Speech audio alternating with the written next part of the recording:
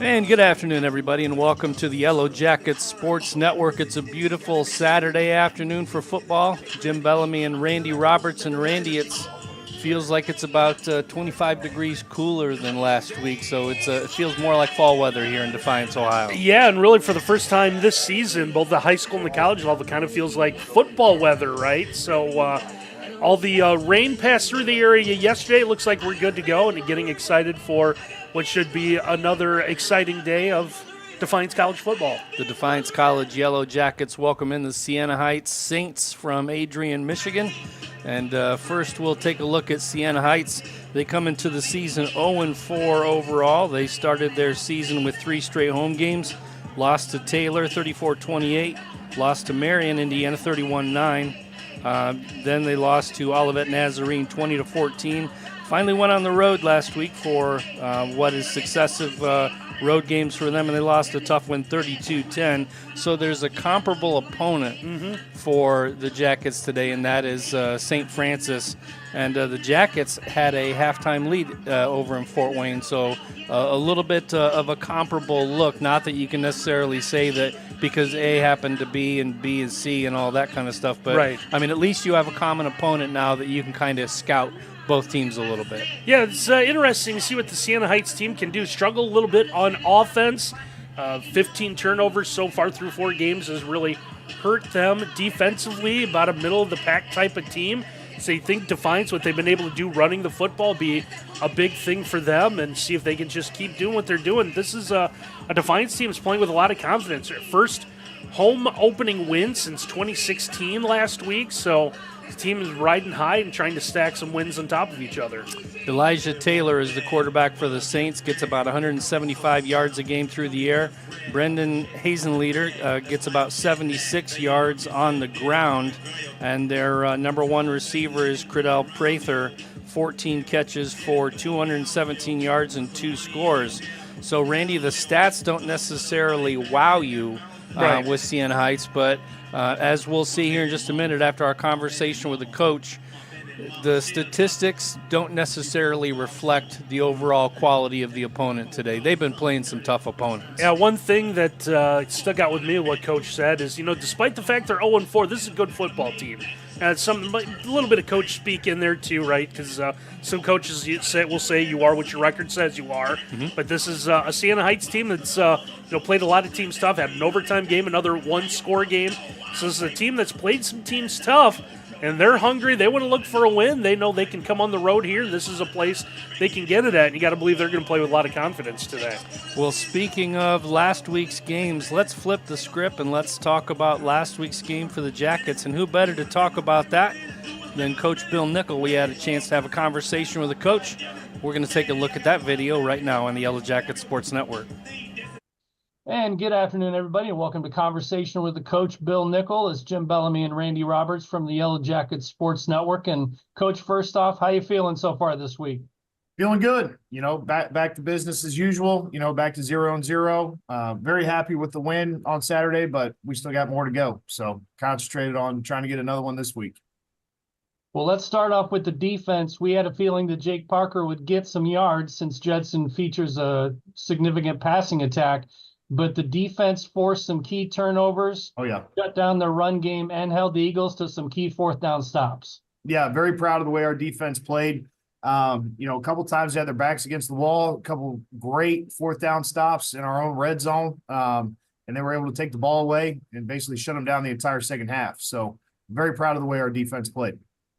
Yeah, I talked about key turnovers. I thought none bigger than getting that one on the opening kick. You think that they're going to get the ball and go on offense, and then you're able to flip it and get some points out of it. Yeah, that was a great momentum boost. We try not to ride the waves of the up and down, but realistically, that happens in the game of football. But that was a great opportunity for us. It was a great play made on special teams that allowed us to basically just come out swinging right away. So that was good. While Jelani Warren led the team in rushing with 135 yards last week, it was a pretty balanced rushing attack, nearly 300 yards on the ground. Let's give some love to that offensive line and some of those younger running backs who really contributed. Oh, yeah. Very proud of our running backs and our offensive line, too. I mean, they put in the work. They deserve a lot of that credit. no doubt about it. And, it was in 3 weeks, we've had 3 different starting lineups up front. So seeing those guys being able to, produce like they did was awesome. No sacks. We had 2 rushers over 100 yards, multiple rushing touchdowns, and a dub. That's pretty much all you can ask for from the offensive line. So very proud of those guys. And, we got a talented backfield too. So Jelani has very good athlete and a very good quarterback, throwing the ball and running the ball. But, we have some running backs that can make some things happen too. I want to talk about your running backs in just a couple of minutes, but let's talk about Jelani. We talked at the beginning of the year, it might be a quarterback battle. You're bringing in some new guys, and here he is winning Mid-States Player of the Week award after the effort that he gave you this week. Yep. No, I mean, he stayed all summer. He's been training, and he's played for us at wide receiver and quarterback the last couple of years too. So, no position is just handed to you, especially the quarterback position. And we brought in guys to be able to push him, but he's earned that spot, and he's a great leader for us and a very good football player. Hey, talked about, he being one of 2 guys that ran for over 100 yards, but like you said, like Jim said, you ran a lot of different guys out. And let's be honest, you had 2 was nice. It probably felt like 130 degrees out there on the field on that turf, but just trying to keep guys fresh. But, talk about, different guys, different styles, and still being able to run the ball effectively. Yeah, we are a very multiple offense. We run quite a bit of gap schemes, so you're going to see power and counter. You're going to see quite a bit of inside zone, outside zone, some pin and pull, power read. We steal from everybody. You know what I mean? So we run a variety of different things, and our tailbacks, the different skill sets that they're able to do, they can't do that without our offensive line. And our offensive line, that means that they got to be good at everything, So if we got a tailback that's really great at running wide zone, but we can't reach anybody on the offensive line, well, that's not going to work out too well. So, again, just credit to the guys up front, being able to allow us to be multiple. Coach, we mentioned during the broadcast that while there were some similarities to the St. Francis game in terms of turnovers, a halftime lead, et cetera, this one felt a little different. Would you say that was the case? And how did the team make sure that this one turned out differently at home? Well, we practice everything. So we had to practice how to come out at halftime. We had to practice how to finish the game, and there's a lot of things that you tend to take for granted that people, will come out and have that experience to be able to finish a game and finisher's mentality and know how to get your, basically your juices flow in the second half. We had to go practice that, and it might seem a little goofy to some people, but it worked for us, so we have to practice every little thing. We don't take anything for granted. We leave no stone unturned. We try to find ways to win. And, that was heavy on those guys' minds the entire week too. And I made sure that they knew about it, how important it was to come out the second half and finish. So they did. I've seen in basketball where coaches have had to practice, just inbounding the ball. Yep. It gets to a thing where you just assume everyone knows that. Is that kind of the same thing where you think everyone's played with a lead before, they know what they're doing, but just the thing of getting everyone on the same page? Absolutely. And that's a product of having a young team. We are a very young team, and unfamiliar opponents, and everything's new, and every year, even though we are building a program here, but every year it's a new team. So you have different dynamics and different men in your program. You got to teach them all, Well, it's time to turn the page and look ahead to Siena Heights, the Saints, this coming Saturday. Last week, they lost on the road to St. Francis 32-10, so similar opponent there. Yep. They were held to 200 yards of offense and committed 4 turnovers. So what do you see in the Saints? Don't let the record fool you. That's a very good football team, and they've played very good football teams, so we got our work cut out for us. I think if you just look at it at face value, you're not getting the true story. You got to watch the film and actually be able to evaluate the guys. That's a very good football team. We're going to have our hands full. I think we have a very good game plan going into it. We're going to have opportunities to make some plays and put our guys in the right positions, and we got to be able to adjust and coach on the fly too, because those guys are well coached. We're going to see a lot of different things. They've been very multiple in what they do on both sides of the ball. So, anytime you get a team that's coming into your house without a win, it's a very dangerous opponent. You know what I mean? You got the dog backed into a corner. So we've had a very good week of preparation thus far, and we will finish the week strong. But very good team that's coming in that we're going to have to compete against. One thing I noticed about the roster, and Jim and I talked about this a little bit with the Judson game, is there was a couple of times last week where it felt like the officials had to kind of come in and separate people. And I thought it was kind of odd for a team that you haven't seen before. And looking at the rosters, not a lot of crossover of guys that maybe know each other. But you look at the Siena Heights roster, there's a ton of guys that have played against your guys at the high school level. Yep. Is that a thing you looking forward to? Is this going to be like a big rivalry game? It could be. I'm not sure. I can tell you that we go out with a very competitive mindset as we go out there, and I also know that we have a chip on our shoulder, and we want to prove to ourselves and everybody else that we can compete at this level.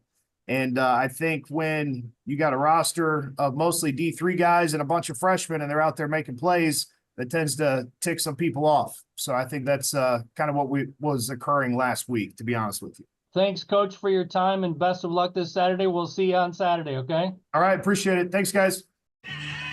Yeah, we appreciate Coach Nickell having a conversation with the coach and spending some time with us earlier this week. Again, Siena Heights coming to town from Adrian, Michigan, getting ready to face the Defiance College Yellow Jackets, who are looking for their first consecutive home win since the 2022 season. You see today's schedule.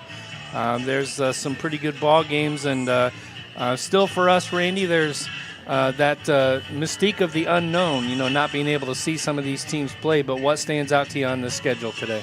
Yeah, kind of interesting. We're really going to start to see the difference in the two divisions here. But Madonna and St. Francis, an interesting matchup. Indiana Wesleyan St. Francis is going to be a really good one, too. This is an Indiana Wesleyan team that is averaging right around like 600 yards of offense a game. So see if they can keep that up. Concordia, what they're trying to do, and Concordia's in a weird spot with everything that's going on with their athletics. This is supposed to be the last year that they're going to play athletics. They're going to cancel them, all across the board. So what do? Against the St. Xavier team that's always intriguing. So we're starting to learn a little bit about these teams, and it's been interesting here, and we'll see what's going to happen with this coin toss. As you mentioned, Indiana Wesleyan, with all that offense, put up 69 last week against Olivet Nazarene. As we get ready for the coin toss, that 69-0 victory. Taylor puts up 67 last week against Kentucky Christian in a very impressive matchup. And to your point, Randy, with Concordia, they lost big time last week to St. Francis, Illinois, 44-7. So we get ready for the coin toss here. Again, the Siena Jackets Heights, looking you're for the visiting team. You can call the toss. consecutive home wins, first time since the Tails is the 22 call. season. It is a head. You want the ball defer.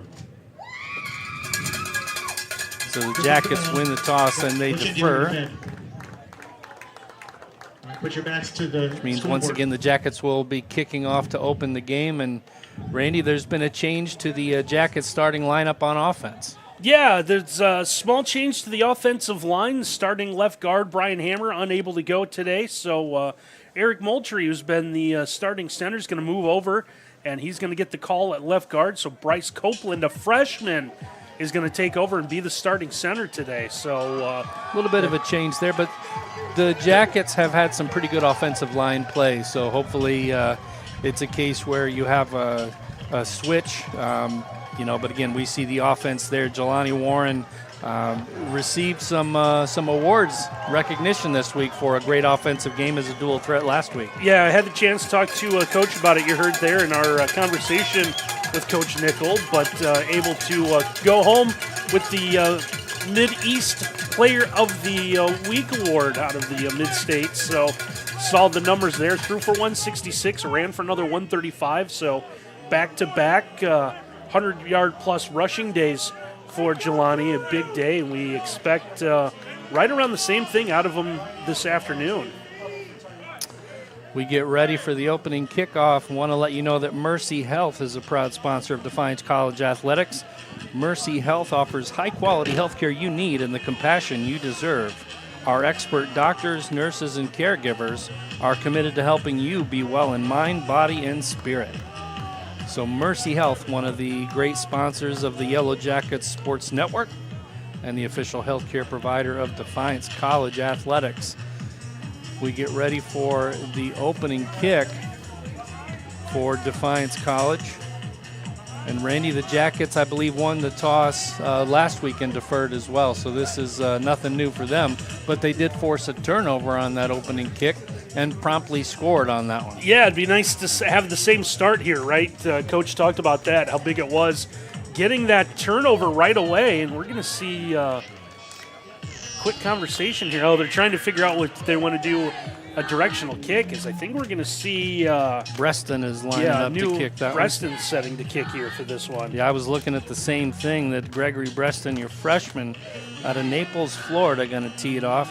Zeke Sanchez will be kicking your field goals today, but your deep kicks with Breston, I think they used him last week as well, Randy. I think they did. Good kicks, good strong leg. Sanchez obviously very accurate with the field goal, so you're in a good position to have two kickers on your squad there. Jackets will tee it up, kick this one inside the 10, catching right at the 10, bring it up to the 20, to the 25. Shakes a man, is on his way down the sideline. Breston is the only man to beat, and he finally knocks him out close to the 35-yard line of Defiance College. Excellent kick return right there by number 82, DJ Young, the freshman from Lafayette, Indiana. Yeah, just a receiver with some speed trying to get involved in their offense and able to get one block through the middle and able to break it to the outside. Nice job by Breston to force him out of bounds. A great field position for Siena Heights to start this one. So Siena Heights led out by number 5, Elijah Taylor. Again, 175 yards passing, 5 touchdowns, but 4 interceptions. And Randy mentioned it earlier, the Siena Heights Saints team has turned the ball over quite a bit this season, so the Jackets need to be opportunistic on defense. Man in motion, quick screen pass going to the left. Well diagnosed, but he's able to step out of a would-be tackle. And a nice gain out there to Hazenleader. Give him about 7, maybe 8 on first down. Just a nice, simple play where he's able to get out in space. Saw the first man miss. It would have been a chance for a loss, but able to turn the corner and break that into a good play. So you see the starting lineup for the Saints offense there. Again, Credell Prather, one of your primary targets. They're going to hand off up the middle, get the first down and a little bit more. Isolated the ball carrier. Heisenlater with the tackle as we see the Jackets on defense. Richard Pope the fourth and Dominic Harris your ends. The linebackers Cody Johnson, Tyshawn Woodson. And you see the secondary for the Jackets going to be tested a little bit today as the Saints continue to mix run and pass on this opening possession. Yeah, going with 5 DBs in the starting lineup. They're going to rotate a lot of guys in. They really played well last week against Judson. See if they can rise to the occasion again today. Run up the middle, inside the 5-yard line to the 4, and another first down by Heisenleader. Yeah, just untouched. Able to find a spot in that left side. Good job by his receivers trying to block downfield as well. Saw Prather there, able to get a block downfield. Watts with the tackle, saving a touchdown. It's a 1st and goal for the Siena Heights Saints off that excellent kick return to start things off, getting them down near the 35-yard line of Defiance. Jet sweep. He'll walk into the end zone virtually untouched for a touchdown. So the Saints draw first score as Prather gets the jet sweep and goes left end for an easy 6. Good blocking. Prather just off the line, went in motion, got it on the jet sweep, and just able to walk his way into the end zone. So a very impressive and very fast opening drive. Medvedik gets ready to kick the extra point.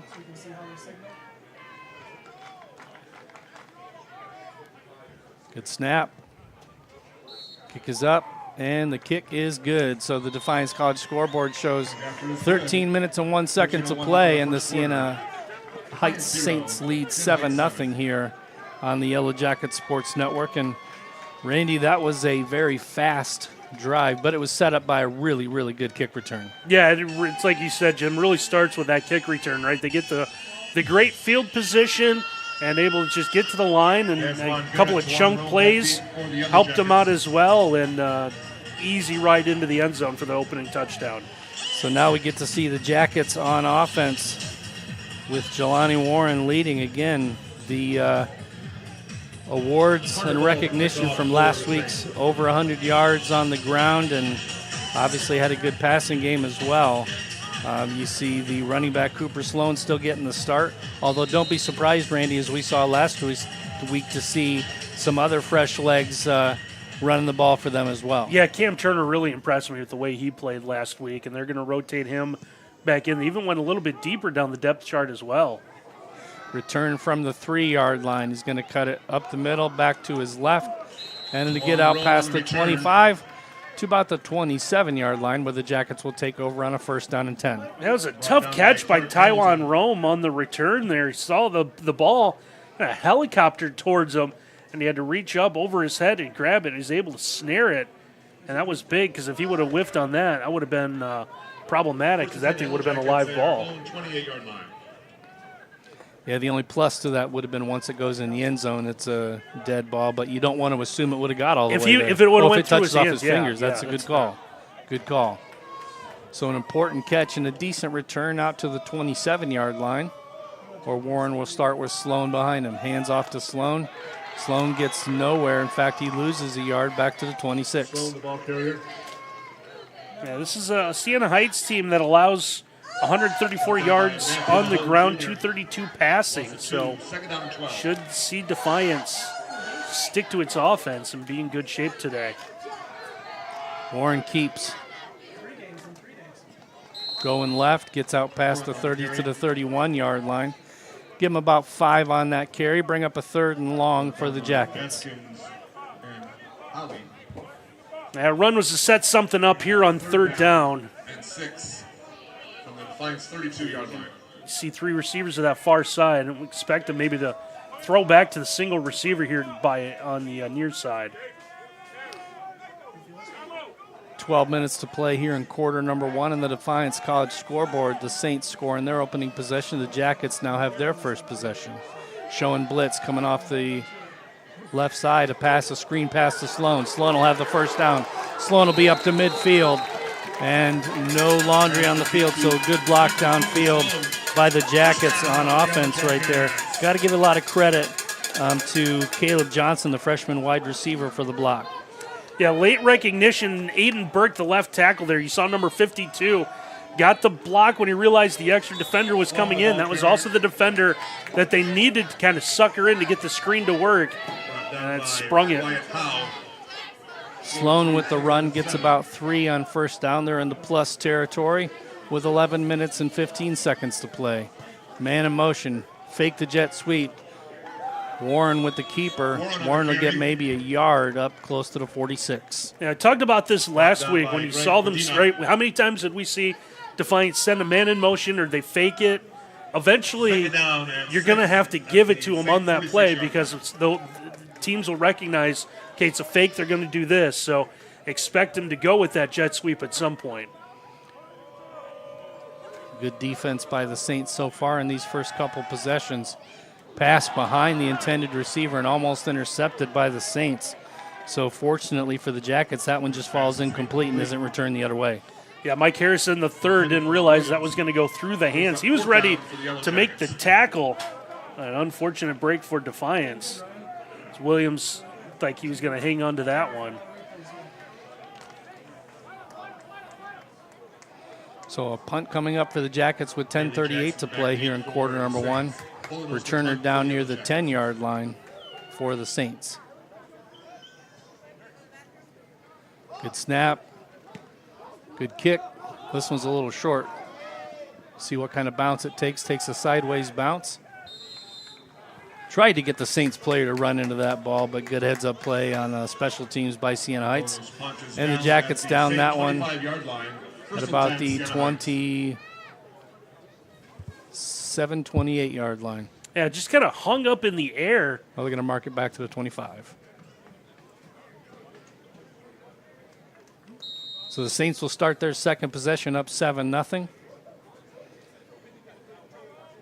And we'll see what Siena Heights can do with less than stellar starting field position. The Jackets really kind of let them move the ball right down the field on that first possession. So Jackets defense needs to stiffen up.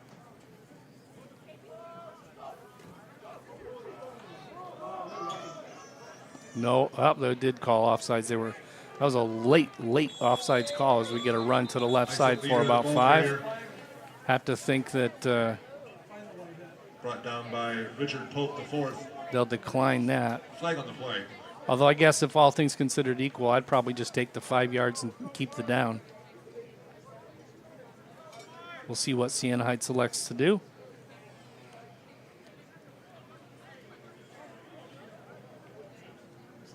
They will take the 5-yard penalty as Coach Matt Cohn elects to keep the down. For the Saints from their own 30-yard line. And it'll be 1st and 5 from the 30. 10 minutes and They're 23 seconds to play. moving the chains. I don't know if that was supposed to be done or not. Pass complete and a lot of turf to run. Into plus territory to the 35. Big time catch right there by Bailey Jackson. And Jackson was wide open, Randy. Yeah, we're going to see Taylor scramble, and when he takes off, everyone's going to come in to try to protect against the run, and it leaves the receiver open. You saw everyone get suckered in. A nice job just threading the needle, and then it became a foot race.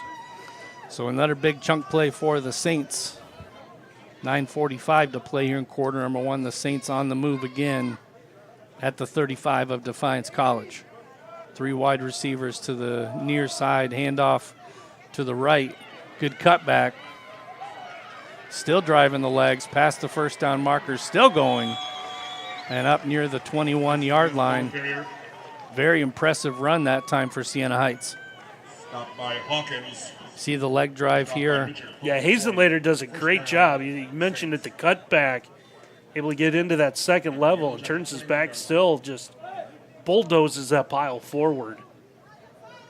And we talked last week about tackling up high and how it really wasn't getting the job done against the Jackets there. The Jackets are going up high, and it's burned them a little bit for about 5-6 extra yards.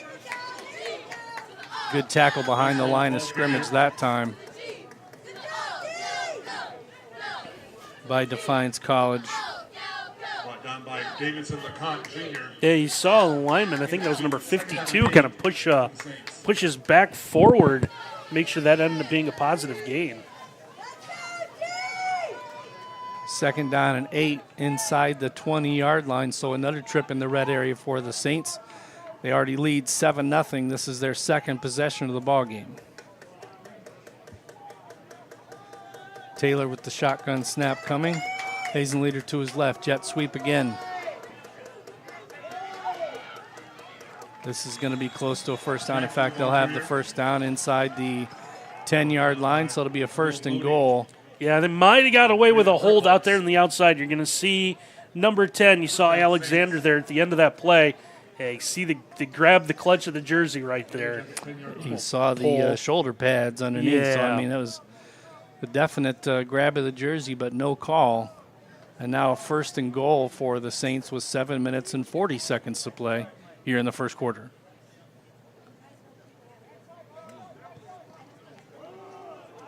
Handoff going nowhere. Big time play right there by the Jackets on defense. I think that was LeConte again. Yeah, he was one of the first ones there. Harris, Richard Pope, D-line now rising to the occasion here. I think they got challenged some of those runs that Siena Heights had earlier. So a 2nd and goal, loss of 2 on the play from the 12-yard line.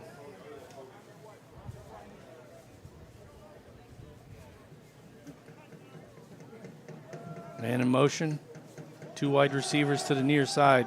Clean pocket. This pass incomplete. Just out of the reach of the intended receiver. Looked like he was going for McBride there. You see he cuts that route off, looks for the corner. Just a little bit beyond the reach of the receiver. So a 3rd and goal here for the Jackets, and they would love nothing more than to get a turnover right here. Something that the Saints have been prone to do so far this season. At the very least, hold them to a field goal attempt.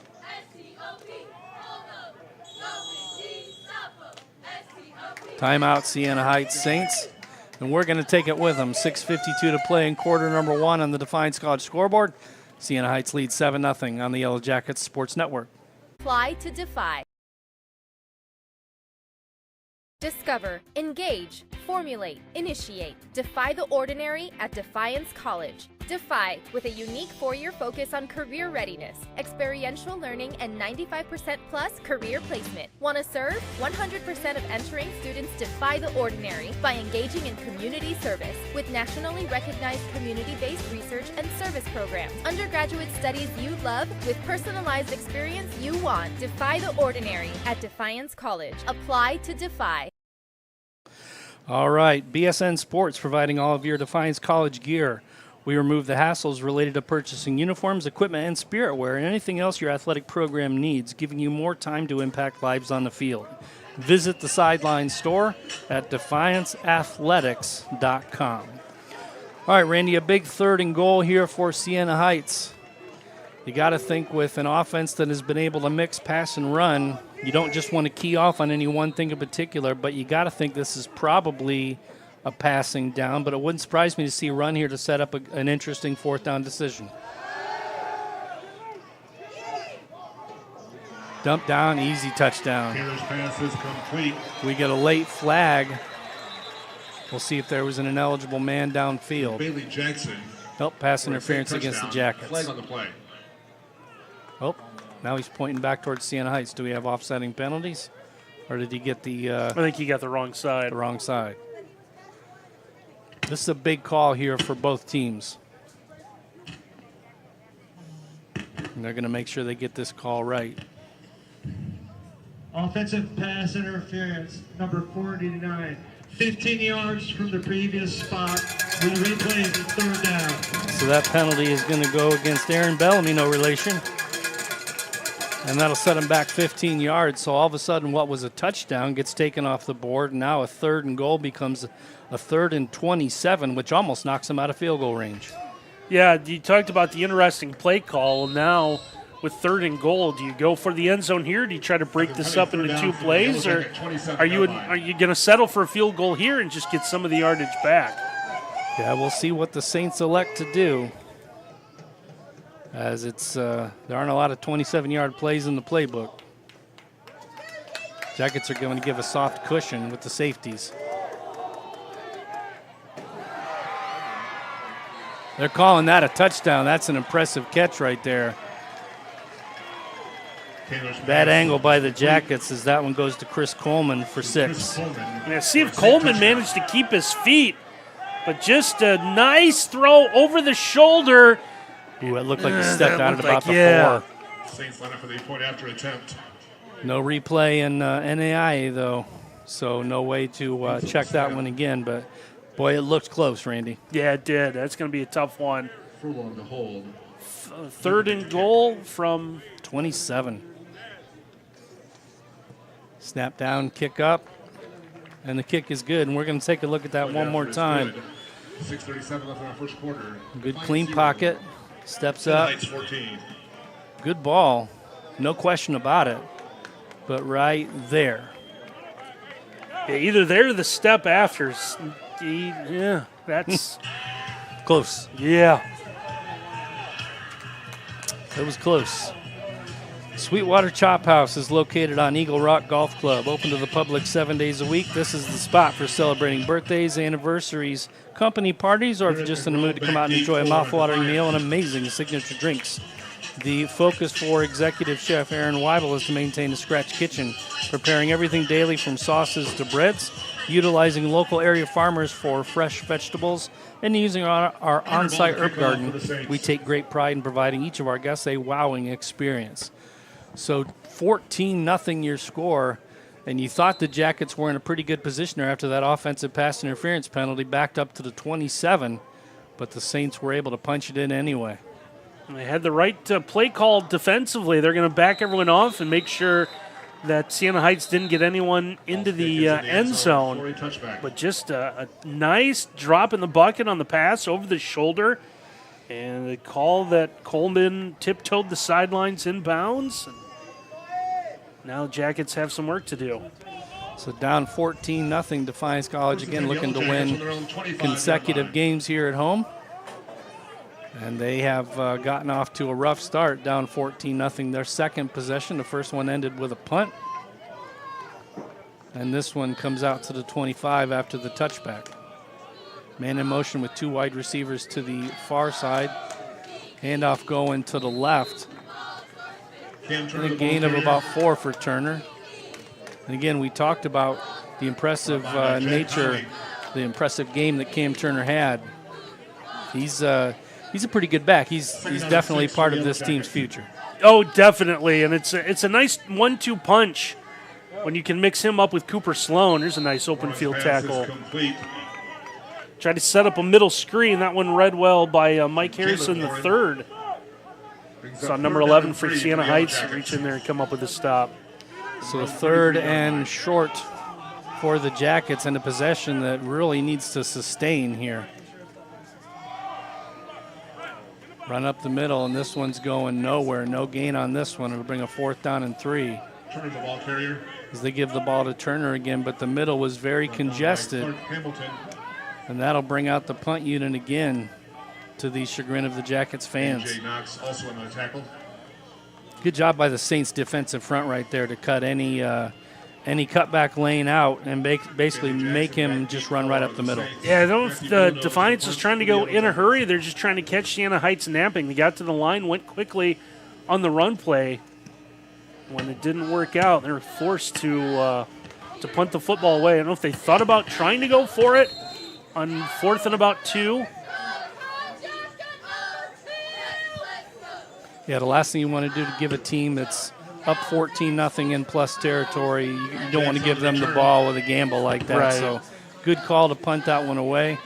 And the Saints get a decent return up close to midfield. If you were looking at 4th and 1, maybe I think you would think about it a little bit more. Yeah. 4th and 2, a little bit more difficult. You know, some coaches say, you got to be able to effectively run the football. It would have been a big play there, but still a lot of time. First and 10 We Saints talked at about the Siena 49-yard Heights line. and the giveaways that they've had this year, so you can't really bank on it or count on it, but you expect defense come up and make it one stop here. So the Saints, with their 3rd possession, scored touchdowns on the first 2 with 5:09 to play here in the first. Handoff cutting to his right. Real estate, 1st down. That's a big-time tackle right there. Isolated the ball But it's carrier, past the brought first down down by marker, Cody so Johnson. good tackle, but a 1st down gain. Correction. Yeah, he saw the big hit come late there. Tackle. Got a Boateng on the First stop. down, Saints.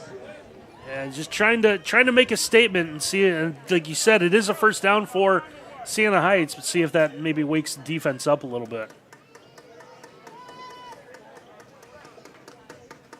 Saints running deliberate, not really running tempo here. Handoff going right, cutting back up the middle. This time he's not going to be able to drive the legs for extra yards as the Jackets make the stop after a short gain. Give him about 2 to the 38. Yeah, Braden Burkholtz, number 9, nearly got swallowed up into that pile. Tried to run by him. He wanted to get involved, and I think he stuck his arm in and went for a ride.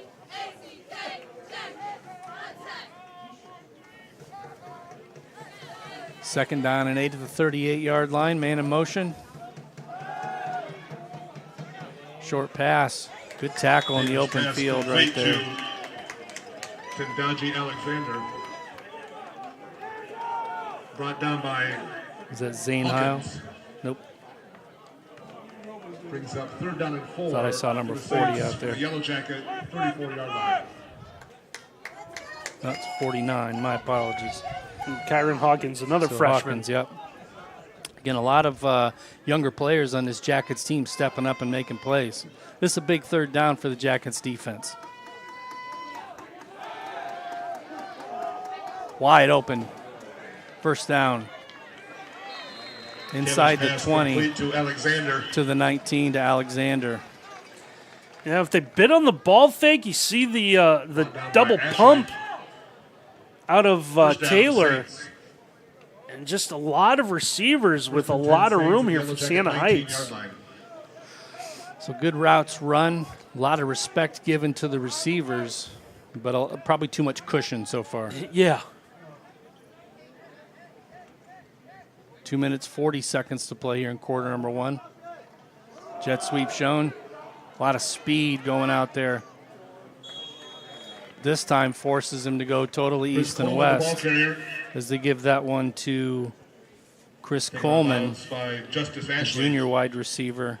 A lot of speed, but unable to turn that north-south. Yeah, nice job, Justice Ashley. Number 13 for Defiance is the one able to stick with him out on that far boundary and was able to force him out of bounds before he was able to cut up field. So, second down and long, just outside the 20-yard line for the Saints.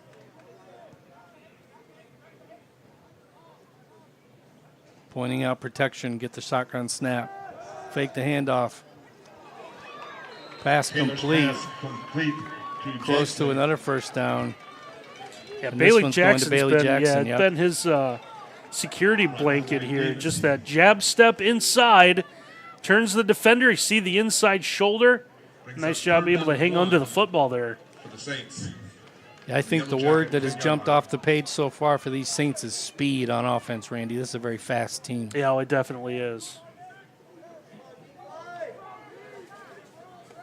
It's a third and short for the Saints. Turnaround handoff. They'll get the first down and more. Get inside the 10 to the 8 for a first and goal. Yeah, traditional I formation there on 3rd and 1 going to as a Hazen leader and able to just fall forward. Got the yard. Now Jalen Flowers in the backfield. First and goal to Yellow Jacket, 8-yard line. See what they do with Flowers. Flowers only 5 carries on the season. But the rushing game has been cooking so far for Siena Heights. Good fake. That was deflected at the line, and that's probably the only thing that saved the touchdown right there. As you saw, I think that was Gabe's. Get that hand up. Yeah, good job on the ball fake for Siena Heights. And saw defensive end come crashing in. Break that pass up. Brings up second down and goal for the Someone, Saints. I didn't quite see who it was, but someone able to deflect that. So big time stop right there. Second and goal from the 8. 28 seconds to play here in quarter number 1.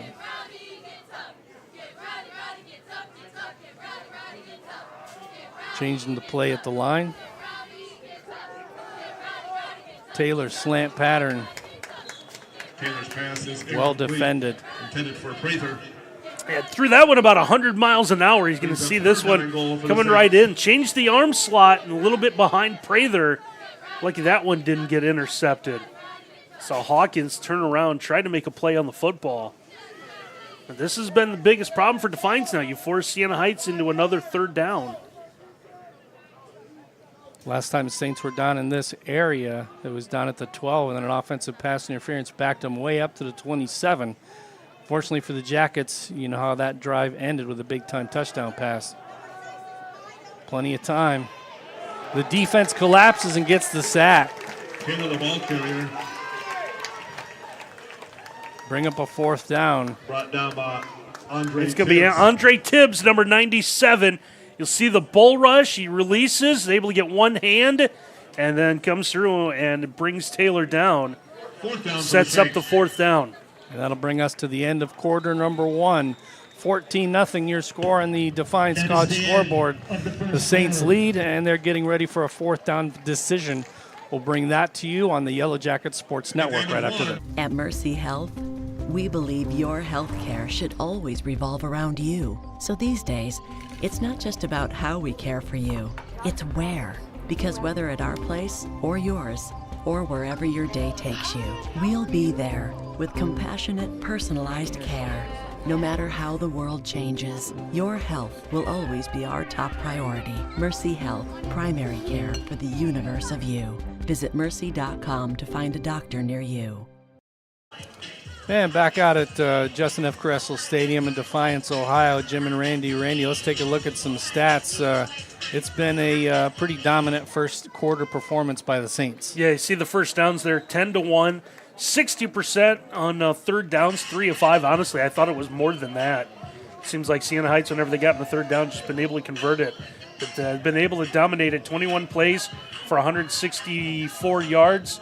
Defiance has had just 9 plays for 36. So that tells you a lot of things you need to know, but it looks like they're going to settle for the field goal here. So lining up for the field goal is Medvedik is in to kick this 25-yarder.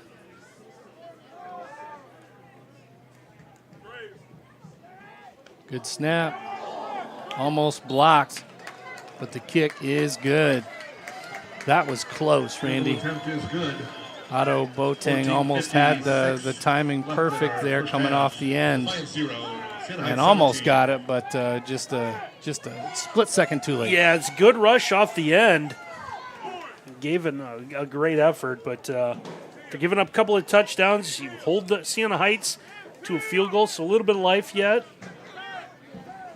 Aftershock Cart and Equipment. We are your one-stop shop for carts. We sell and service Yamaha, E-Z-GO, and Club Car. We have stock and custom carts, new and used carts, and a full line of accessories. We can build a cart to your specific needs. We also offer financing through Yard Card with rates as low as 3.99%. Stop by our indoor showroom or give us a call. We look forward to hearing from you for all your karting needs. Jackets back to receive the kick. And Siena Heights with a 3-possession lead, 17-0. They've been able to score on all 3 so far, and the Jackets have had to kick it away after only 1 third down conversion so far. So here's a very short kick. Trying to catch the Jackets off guard instead. This one's going to get returned up by the 40, so a little bit of a gamble there by the Saints trying to catch the Jackets napping, and starts off with good field position for Defiance. Trying to get that past that first line, maybe hoping that ball would bounce and Siena Heights would have an opportunity in a live ball, but a heads-up play by Defiance, not only able to cover that, but to get a somewhat decent return, gives themselves pretty good field position.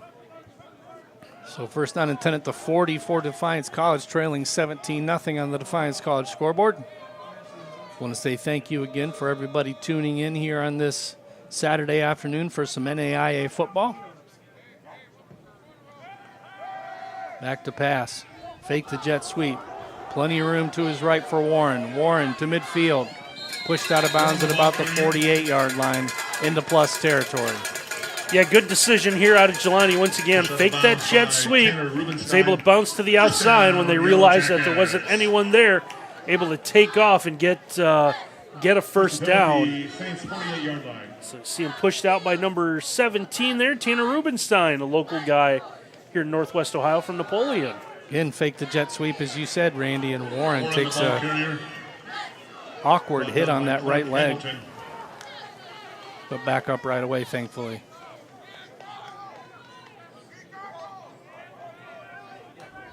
So again, they run that jet sweep, but fake the jet sweep to the man in motion, and they keep it going the opposite way. So, yeah, you're gonna have to at some point give to that motion man, because everyone's gonna, there's been enough film of it now. Everyone's gonna buy into it. They're gonna realize what the fake is. Loss of a yard on first down, second down, run up the gut, and nowhere to go. About a yard gets them back to the original line of scrimmage to the 48. The middle's just not open for the Jackets right now on the run, even though Turner, a very capable running back. Brings up 3rd down and 9 for the Yellow Jackets. Does make you wonder, though, the change in the offensive line for the Jackets, unable to run up the middle. It's a different, I think Coach has said it, it's been a different line combination every game. It's trying to find the right group of guys. Play clock under 10. Big third down here for the Jackets. Warren back to pass. Over the middle. Caught. Spins out of a would-be tackler. Knocked down after the second tackle attempt. Gets it over to Jalen Warren, and he's a little shy of the first down. I think they're going to keep the offense on the field here. Yeah, just trying to make something happen with Jalen. Able to spin out of that first tackler, like you said, trying to spin and get to the outside, but Siena Heights able to come up here to it. And at down 17 here on the plus side of the field, roll the dice a little bit, see if you can make something happen. I think the fans understand how important this possession is for the Jackets, too. Breaks it to the outside for a first down because, boy, the middle was congested, Randy. But great feet right there by Turner getting to the left. Yeah, good vision out of Cam Turner. Long hand on the delay, and that allows Turner enough time just to break it to the outside, get a big gain, keep this drive moving for the Yellow Jackets. So Turner with the big fourth down conversion there, and the Jackets convert their first fourth down attempt of the ball game. Taking a shot, incomplete. Kind of got Caleb Johnson kind of tied up on his route right there. Wasn't sure which shoulder that was going over. Yeah, well, they had defenders on each side. That was going to be a tough play anyways, trying to get it up over the shoulder. Johnson, two defenders didn't really know where to go with that one. 2nd down and 10 for the Yellow Jackets.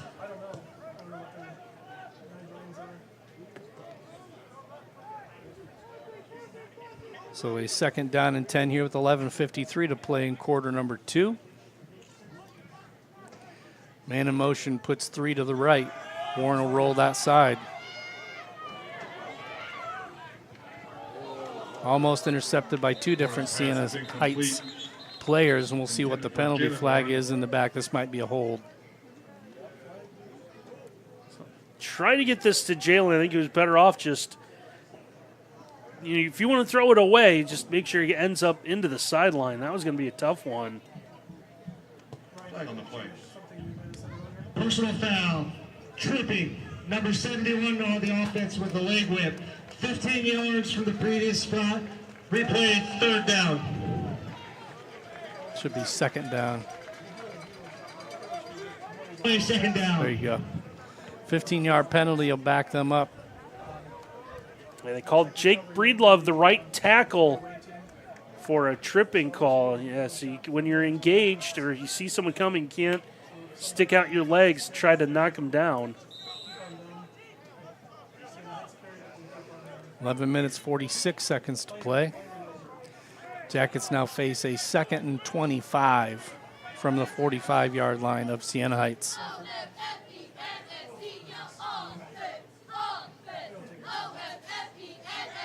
Warren back, clean pocket, plenty of time. Steps out of a would-be tackler. Scrambling back to his left. This one's deflected at the line. We have a Siena Heights player who is injured on the play. Like Clark Hamilton, the junior linebacker, favoring his side as we see the offensive line hold up, Randy. Yeah, Jelani doing everything he can to continue this play as long as possible. Able to get out of a would-be sack, and he's going to come back over. See him scrambling back over the far side of the field. Just trying to set his feet long enough to put something on it. You see the deflection right there. That's what allows the contact before the ball gets there.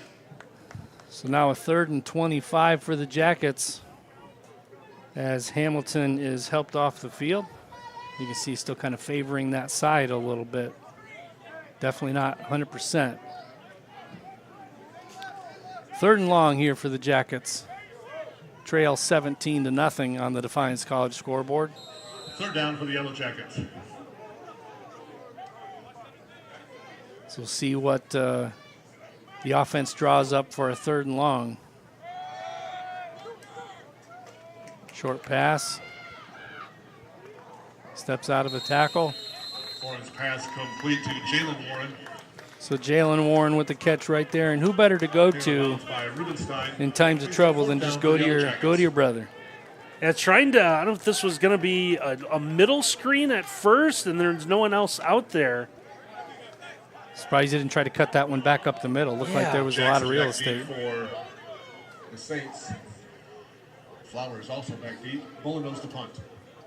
Bolanos gets the snap. Going to try to pin him deep here, and he will do that. See where they mark it. Nope, they're Big going to call that a touchback. I thought that one was going out inside the 5.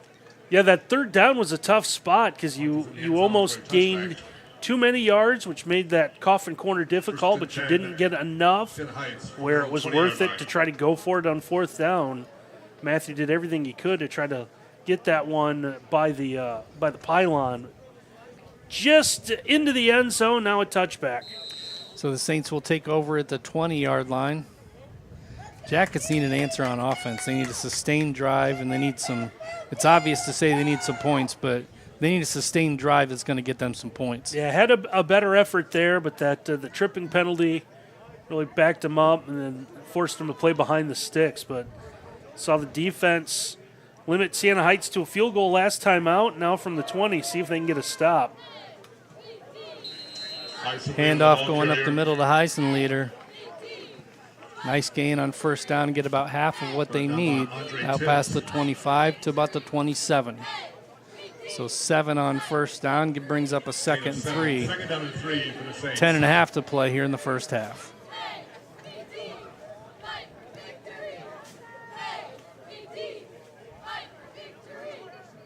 Jackets get set on defense.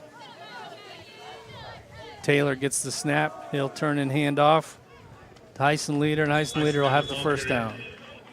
It's able to follow his blocks off that right side. Just needed about 3 yards. Down by Elijah Davis. And they'll get just that. You see around the first would-be tackler, following the blocks downfield, falls forward and able to get the 1st down. So an impressive Siena Heights team, and we said, we talked with Coach about it. The Saints were held to, I think, 200 yards of offense last week, and this is definitely not the same Siena Heights Saints team that statistically showed up last week. Definitely close to that, if not over by now already. Brought down by Douglas. Short pass complete to Alexander. Alexander will get about 4, bring up a 2nd and 6. 9:15 to play here in this first half. And the Saints with the ball lead 17-0.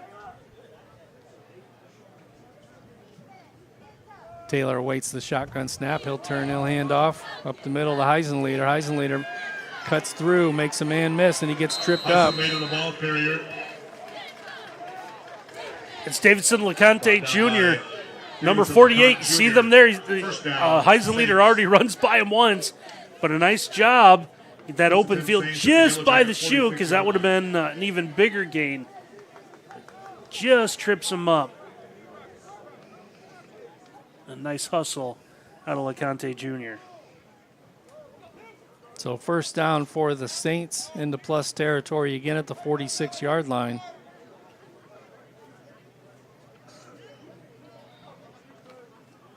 Hand off, right side. 1st down. Nice run that time by Quincy Johnson Jr., the senior running back. The ball carrier. Jackets kind of getting a dose of their own medicine this week with the different running backs and the nice offensive line play by Siena Heights. Siena Heights has found something off that right side behind Gavin Blake and Walter Ballman the 5th. A lot of the running has been done that way, and it's been effective. So it'll be close to a 1st down. They'll give him 9 on the carry. 2nd down and 1. Have to get to the 36 to move the chains. Fake the sweep. Short pass. Big time stop right there behind the line of scrimmage by the Jackets. Good tackle by, I think that's Caleb Gabes. Yeah, Gabus does a nice job. Recognize that, reading it all the way, comes up with a big hit. It's a nice job by Gabus to make the stop right there. Short passing game was cooking early, but a nice play on defense right there to shut that one down. So a loss of a couple brings up a 3rd and 3 with just over 7 minutes to play here in the first half.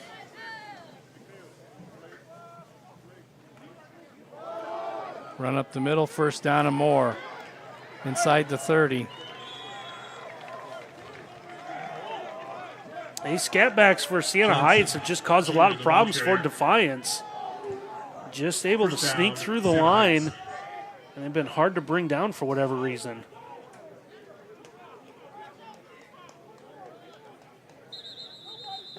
Timeout Jackets. I think they had a substitution question there. Yeah, they were trying to get, I think they wanted to get a rotation on the line and having problems getting the players in that they wanted.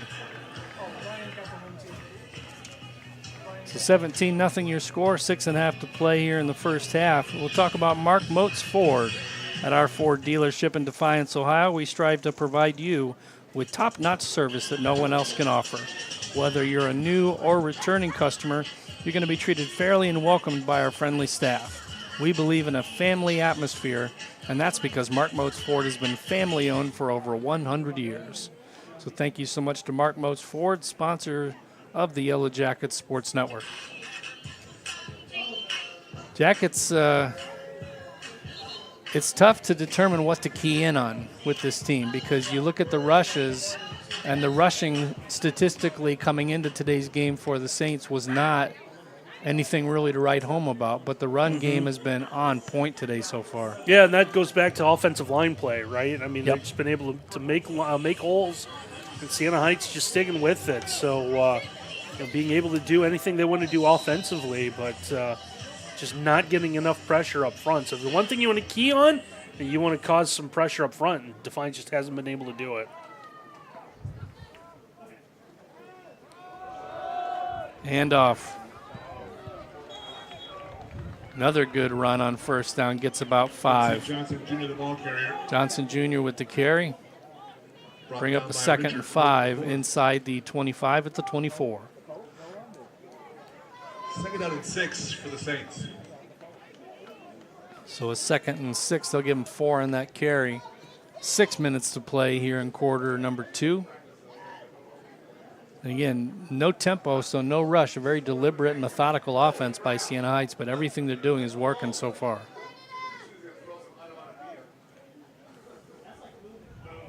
Taylor gets the snap, fakes the handoff, takes a shot down the field. He's got a man. Incomplete, dropped it. Taylor's pass is incomplete.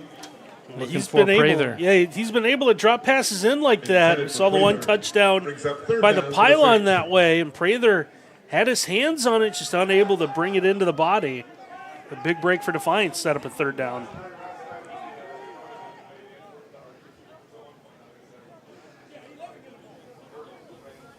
Bailey Jackson checks back in. Give them a 3-wide look. We'll see if, Randy, if they send Jackson in motion. Nope, this time they run traditional. That's a fumble. That's a live ball. Jackets pick it up. Yes, sir. We're in business. Cody Johnson gets the tackle in the strip. Ball recovered by the Jackets. Yeah, I think it's Davison LeConte is going to come up with it. LeConte had dreams when he realized no one was open. He was going to scoop and score. And you see him go down. Hey, you know what? I'm better off if I just fall on top of it and give us the football. Yep, got to take the ball there. So we talked about the turnovers. The first one for the Saints derails what would have been another potential point drive as they were deep into plus territory right there. But the Jackets get the turnover. We'll see if that ignites the offense. Sometimes a big play in defense is what you need to get the offense going. Keeper up the middle. And he reestablished his forward progress, which means he got no gain out of that. So he stepped out of a tackle and had about 2, but then kind of reestablished his forward progress, spun around and got tackled back at the line of scrimmage. Yeah, nice job, Siena Heights linebacker Tanner Rubenstein, number 17, able to knife in once again and kept the pressure on. Stack wide receivers to the near side, one to the far side. Pass complete. Good stiff arm. Way to hold on to that tackle, though, by the Siena Heights defender. That was Stewart. Amir Stewart. Yeah, it was Jeremy Brown once again, number 30 for Defiance. It's the third running back. We saw him in action quite a bit last week and able to step up and catch that out of the backfield. See what they do on third down here. Still plenty of time, 4 minutes and 20 seconds to play here in the first half. Jackets did win the toss into first, so for what it's worth, they do get the second half kick, but they want to get some points here before the half as well. Back to pass, pressure coming. Going to call that an incomplete pass, saying he released that before the knees were down. Yeah, they're going to get together and see if this Although was that intentional grounding. There's no intentional grounding. The receiver in the area. Okay, receiver in the area, fourth down. So the Jackets get the turnover, but are unable to do anything with it as Bolanos comes in to kick this one away. Siena Heights dodges a catastrophe right there. This surprises me a little bit. I thought you were throwing the football on third down because you were going to go for it, I guess. I guess you run the football there and try to break it up into 2 plays, but Bolanos kick fielded, and Jackson returns it out past the 25. We'll mark it between the 25 and the 26-yard line for a first down.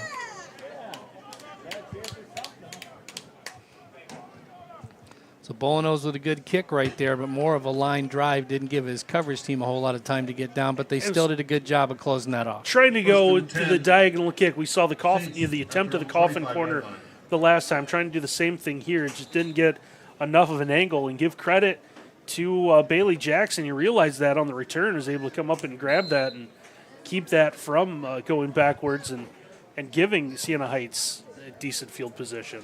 So under 4 to play here in quarter number 2. Jackets trail 17-0 on the Defiance College scoreboard. Free play. Handoff. And Heisenlater gets the call. But again, 2 Jackets were offsides trying to jump the snap count.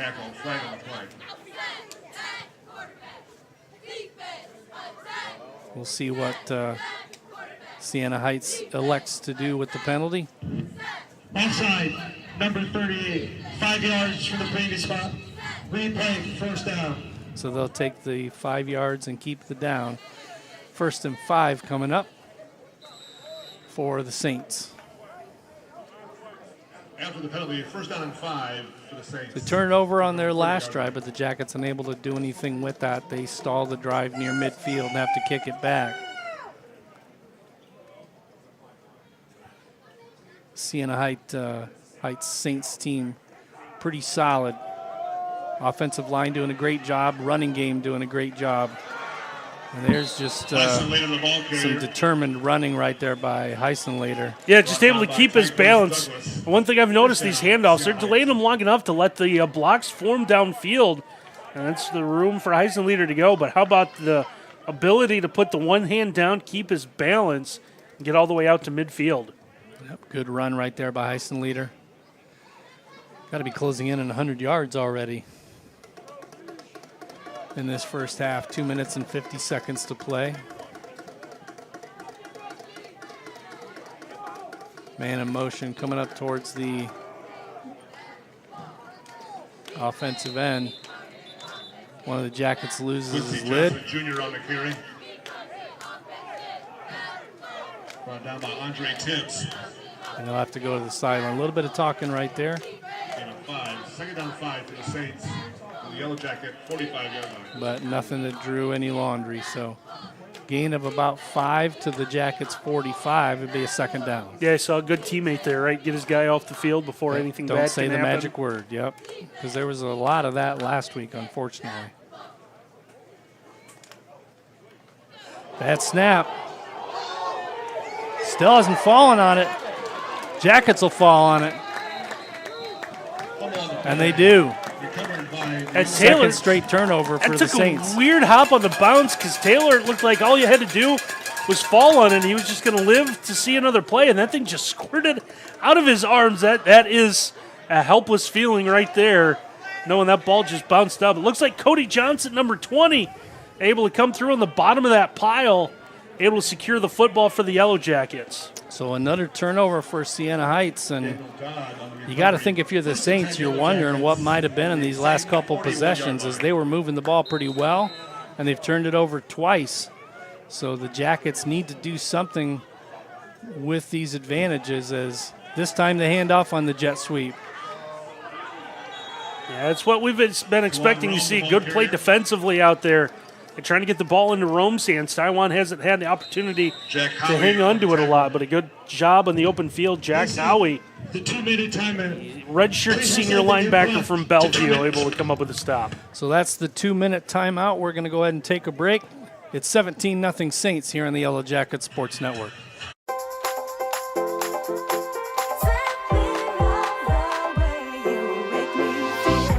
Most good things in life are simple.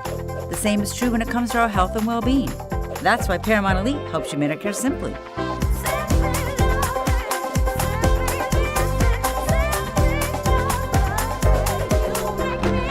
Everything in life becomes a little simpler with Paramount Elite.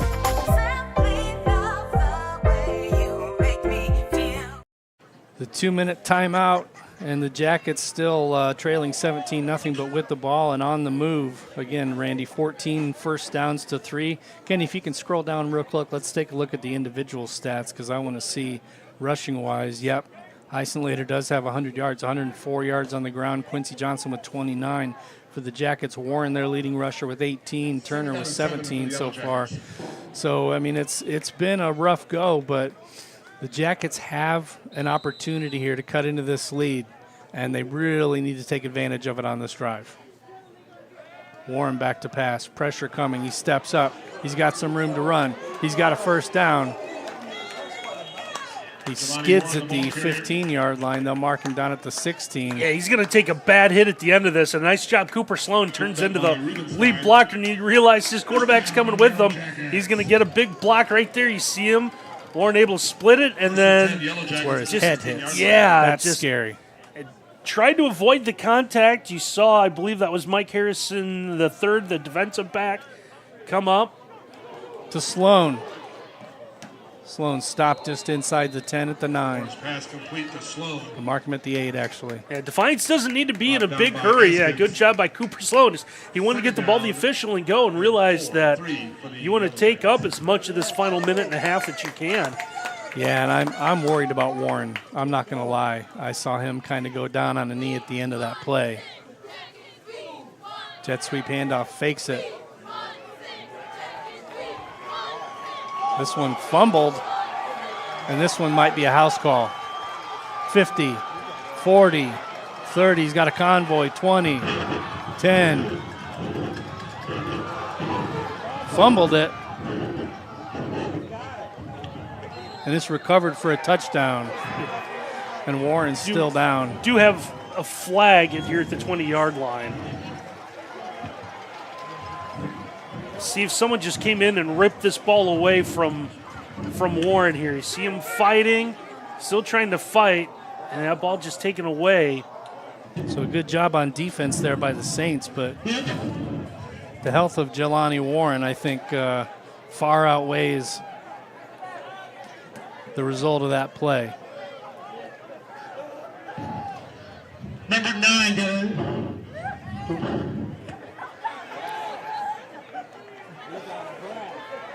As the referee left a hot mic, as they say in the business, Randy. Yeah. Yeah, that's always tough here. Always so this be one's careful gonna with a hot mic. Yeah, this one's gonna have to get sorted out a little bit.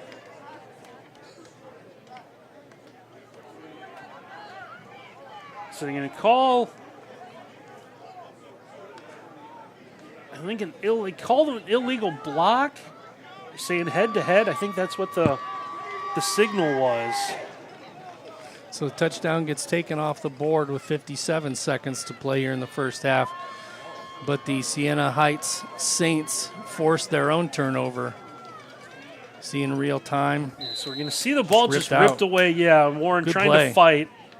And now we'll see. Do we see someone right around the 20-yard line? It's probably going to be on blocking Sloan there. Yeah, do we see him come in? Yep, you see. That one was tough because that looked Yep. like he's trying to go shoulder to shoulder.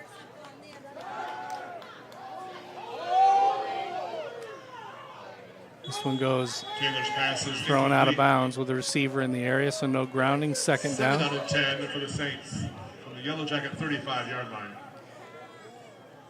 So if the Jackets can somehow hold them to no points here at the end of the first half,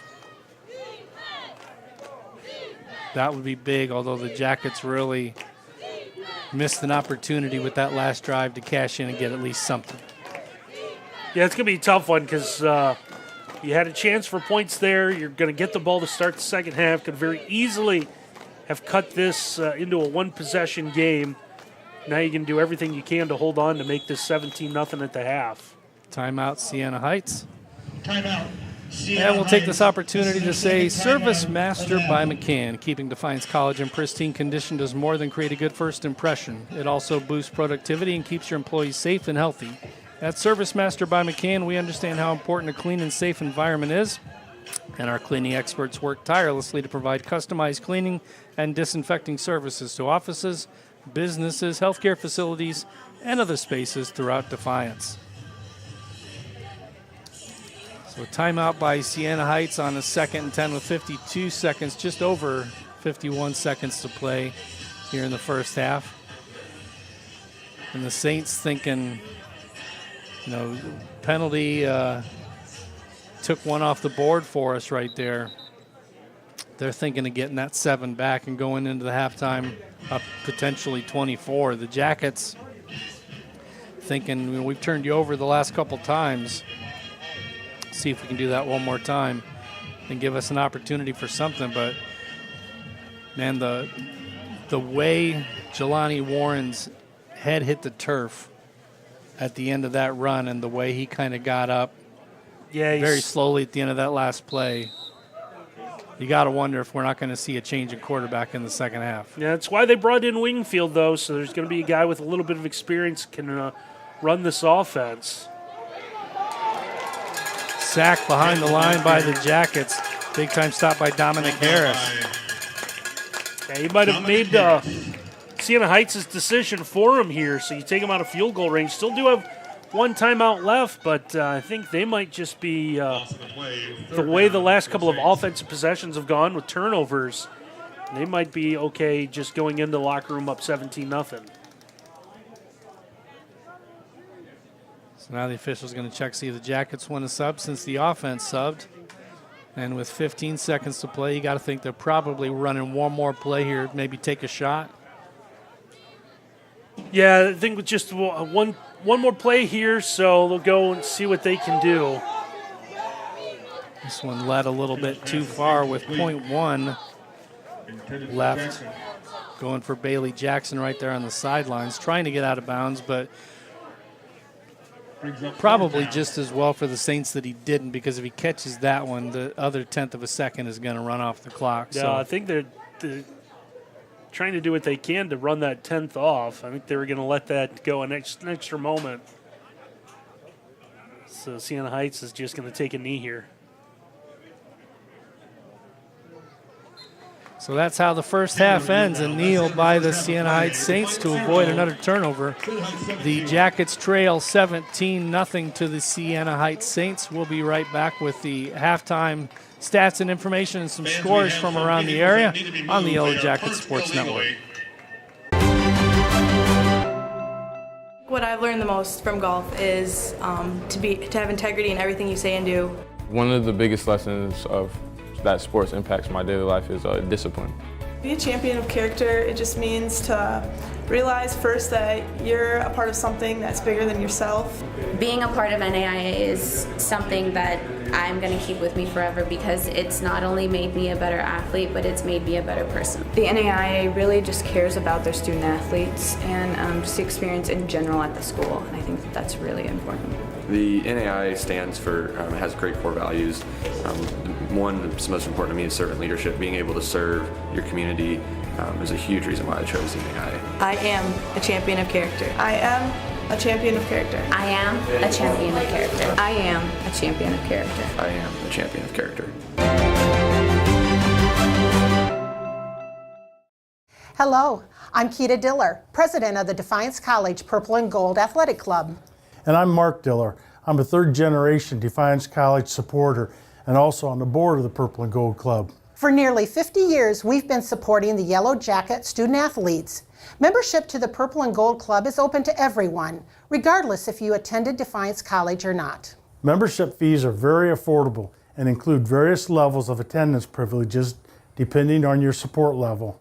If you love seeing live and local college sports, we would like for you to join us. Just go to dcpurpleandgoldclub.com and register your name along with dozens of other like-minded Yellow Jacket fans. We would love to have you join us. Thank you for supporting Defiance College Athletics. My name is Mark Miller. This is my good friend Tom Hill. Both Tom and I are graduates of Defiance College, and we were both athletes at Defiance College.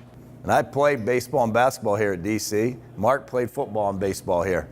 Now, here we are 35, 40 years later. We both serve on the alumni varsity board here at Defiance College.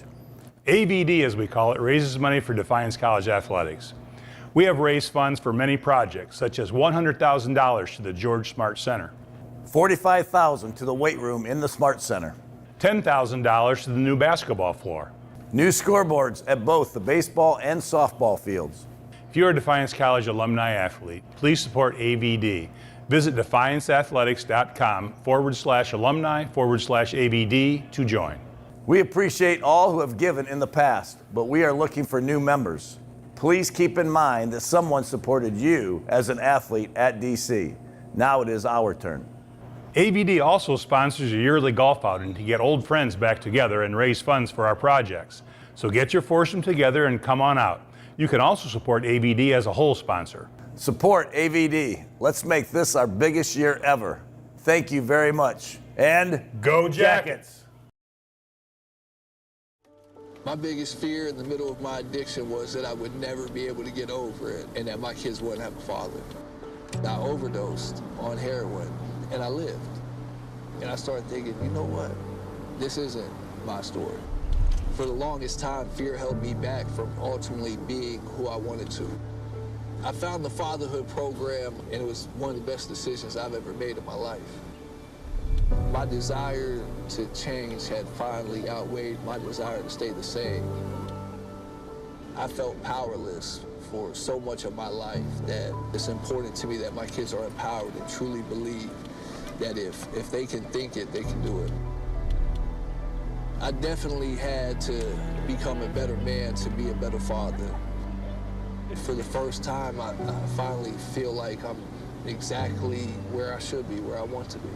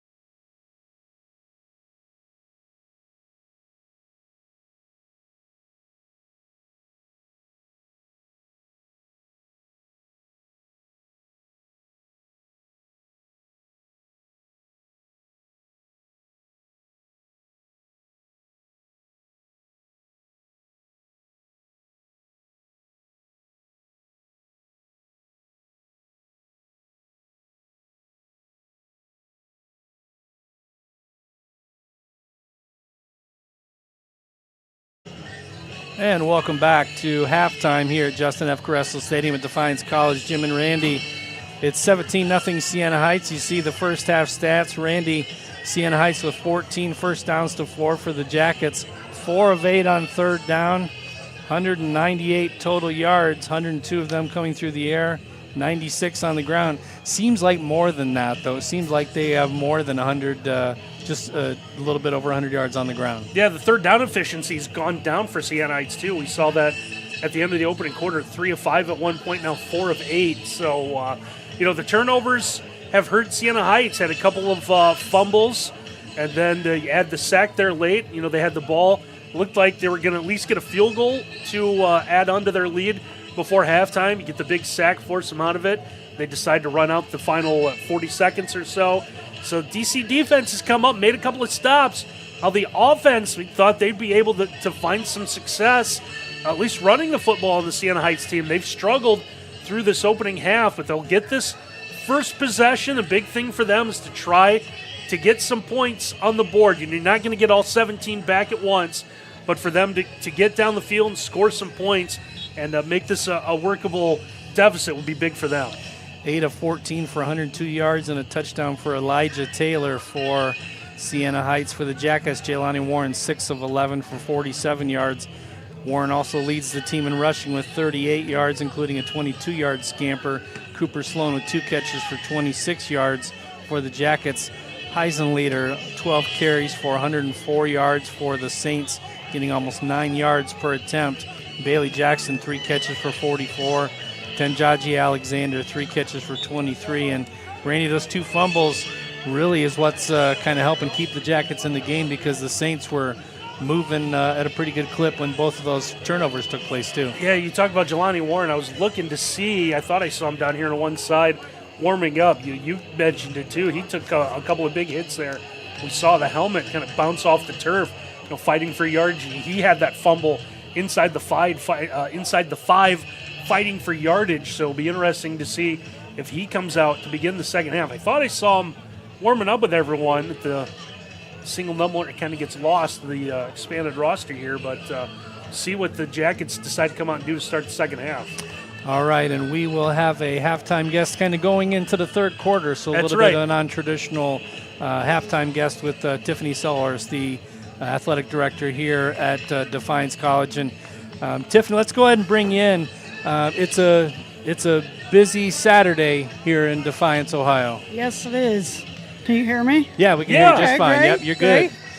Yeah, it's a busy day today. We got soccer going on, we've got football going on, and then volleyball is away tonight. So there's always something going on. Fall sports are very busy here in Defiance. It is a very, very busy time of year, and it makes the weekends and weeks long, but it's a lot of fun. So. I mean, basketball practice just only started too. So everybody's practicing. It's a year-long sport now. Nowadays, everybody goes every day. So about 4 o'clock, you come out here, and all the teams are on their fields practicing. So we've talked with everybody about the switch to NAIA, but we haven't really had a chance to talk with you about it. Yeah. How has your day-to-day changed with that switch, if at all? I would say it hasn't changed that much. I came from an NAIA school, so I was pretty aware of what it was going to look like, and the reporting that was going to change a little bit going from NCAA. We've got to train. There's new recruiting rules that the coaches need to learn, and then there's Champions of Character. That's an initiative that the NAIA does that we want to kind of instill in our core values as an athletic department. So, that's about the only thing that's really changed in my day-to-day. So the Jackets get the opening kickoff. They have to fall on that kickoff with another short kick as they turn in hand to Turner. Turner will get about 2 out past the 25 to about the 26, close to the 27. So your experience with the NAI, you mentioned Champions of Character. kind of an initiative that's new for Defiance College. Yeah. How does it kind of contrast and compare to what initiatives D3 had with character issues and things like that, similar things? Well, I think they're similar, but the NAI has 5 core values: respect, responsibility, integrity, sportsmanship, and servant leadership. So if you come to any of our facilities now, you're going to see that plastered everywhere.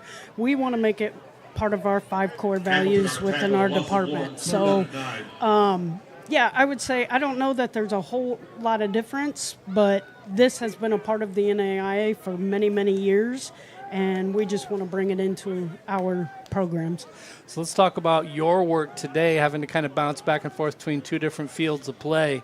How do you kind of, I know it's, just kind of keeping everything, in check in terms of, we have this here, you have staffing, I assume, at both places. So it's not like you have to run both of these events by yourself or anything like that. So it's great to have a good team working with you. I have a great staff. Honestly, I probably have the easiest job of anybody. Garrett? That is including Garrett. He does an amazing job with his people. I don't even have to worry about the stats or anything. No, I have a great staff, and like I said, I probably have the easiest job of anybody on game days. As we see Bolanos get the kick away, fielded at the 34, trying to cut back up, but good job on kick coverage there by the Jackets. About a 6-yard return out to the 40, so a nice punt by Bolanos, and a nice job by the Jackets coverage team holding that return to just 6 yards. Yeah, we saw the Jackets on that 3rd down. Looked like they're trying to set up a middle screen. Just tough play. Siena Heights, I think, is starting to recognize some of the formations, some of what the things Defiance is trying to do, and Jackets have tried to mix things up a little bit. And Warren was out there at quarterback, so, I'm sure that he went through all the necessary checks at halftime. Boy, that was a scary-looking hit was a couple of big hits he took there at the end of the half. At the end of that run, especially. So Siena Heights with the ball, 13:35 to play here in quarter number 3 on the Defiance College scoreboard. Handoff going to his right. Hyson Later with another nice carry there. Again, staying ahead of schedule on first down, Randy. Hey, Tiffany, we had the chance to talk to Coach Nickell. The football is kind of a different animal now. The mid-states, it's separate from the rest of the sports. And, this year, the transitional year. But your other sports now, when you get really each conference is going to get 2 bids to the NAI national tournament. So what are some of the expectations for, your basketball, your volleyball, your soccer teams trying to get some national bids now into the NAI tournaments? Sure. Well, I would say, hang on. Oh, gosh. Sorry. I'm still watching the game. I would say the expectations this year is we just wanted every team to do better than they did last year, okay? We understand that the level of competition has taken a step up. I coached in the NAIA for about 10 years, and I know when you're building a scholarship program that it's going to take some time, and we're not expecting any team to just flip a light switch on and be in the national tournament. Now, some of the teams have surprised us, like volleyball is really doing well. They've already done better than they did last year with 7 wins, and they're not done yet. They are a very exciting group to watch. And then, just both soccer teams, they haven't gotten a win yet this year, but that's probably the biggest jump out of all the sports because the NAIA is pretty tough there. So we talk about it all the time. We just want to do better than we did last year. And then the year after that, we want to do better than we did the year before. And then pretty soon, in 5 years, we're hoping to have some winning records. Handoff going up the middle, close to the first down. Be about a yard short. That's Quincy Johnson Jr. on the carry. This might seem like a simple question, but scholarship. You're offering scholarships to everyone. Previous years, non-scholarship years. Has there been like one particular sport? It might be football when you take a look at the roster, but just has there been a big difference with scholarships as opposed to non-scholarships?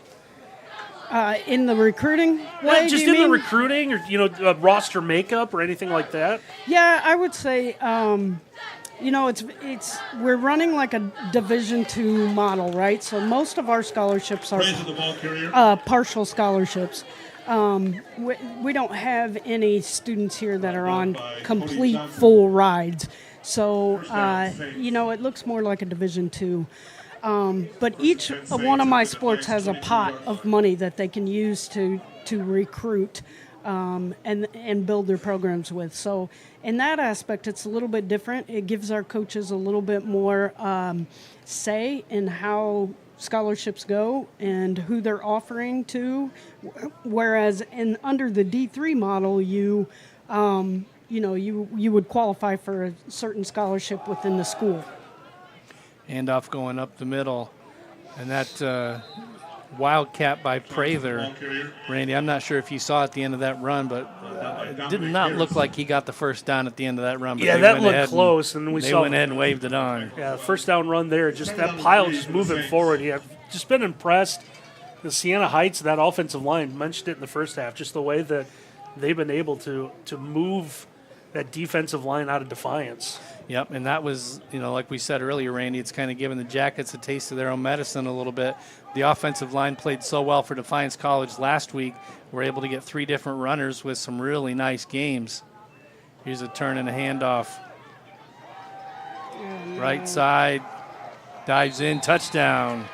Eisenleiter. Back to that I formation. We saw that when Siena Heights got inside the 5 in that opening half, just using that lead blocker, the fullback. Fullback, kind of a dying breed, but you see there, able to find spots. It's been that right side. That's where all the damage has come from today.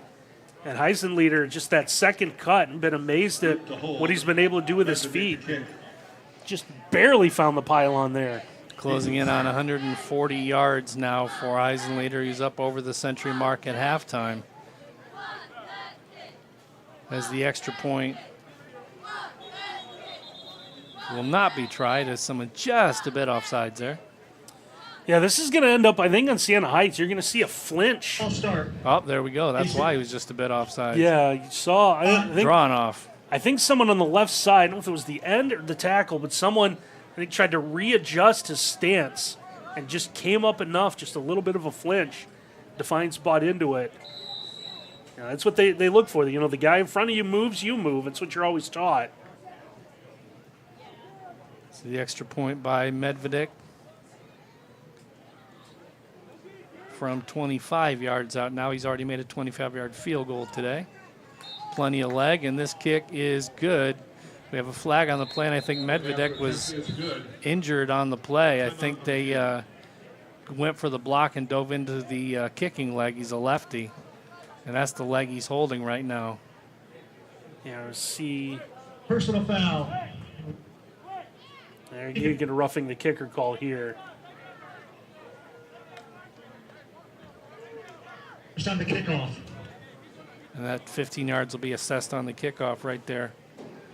You see the leg extended, and just 2 Defiance players just looking for the block, and they kind of bounced off each other, it looked like. And momentum. Yeah, momentum carried them into the kick.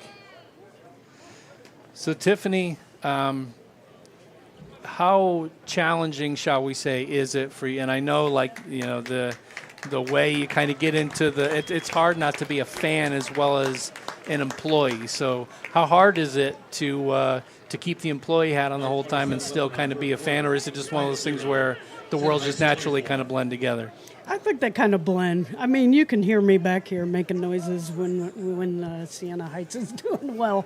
I have a harder time not cheering when we're doing well. And, I come from a coaching background. I coached for 25 years, so it's hard to take the coach out of somebody. So when we're not playing well, I'm stomping my feet and saying things under my breath, just like any other coach. And just like any other fan. Yeah. We're broadcasters, but we're Yellow Jackets broadcasters, so it's the same kind of thing for us, that you want to be neutral, you want to give everybody their credit where it's due, but at the end of the day also you want to see the Jackets perform well. That's exactly right. So that 15-yard walk-off will take them up to midfield. They've kicked a couple of them short, Randy. We'll see if they try that again, if they just boot this one out of the end zone. Yeah, they're going to have to go with a new kicker here, so it'll be interesting to see what they elect to do. I'll send that through the back of the end zone. Hey, good spot. If you're Siena Heights and you really wanted to put it away, a good spot for an onside. Yep. Kickoff is in the end zone for a touchback. So the Jackets will take over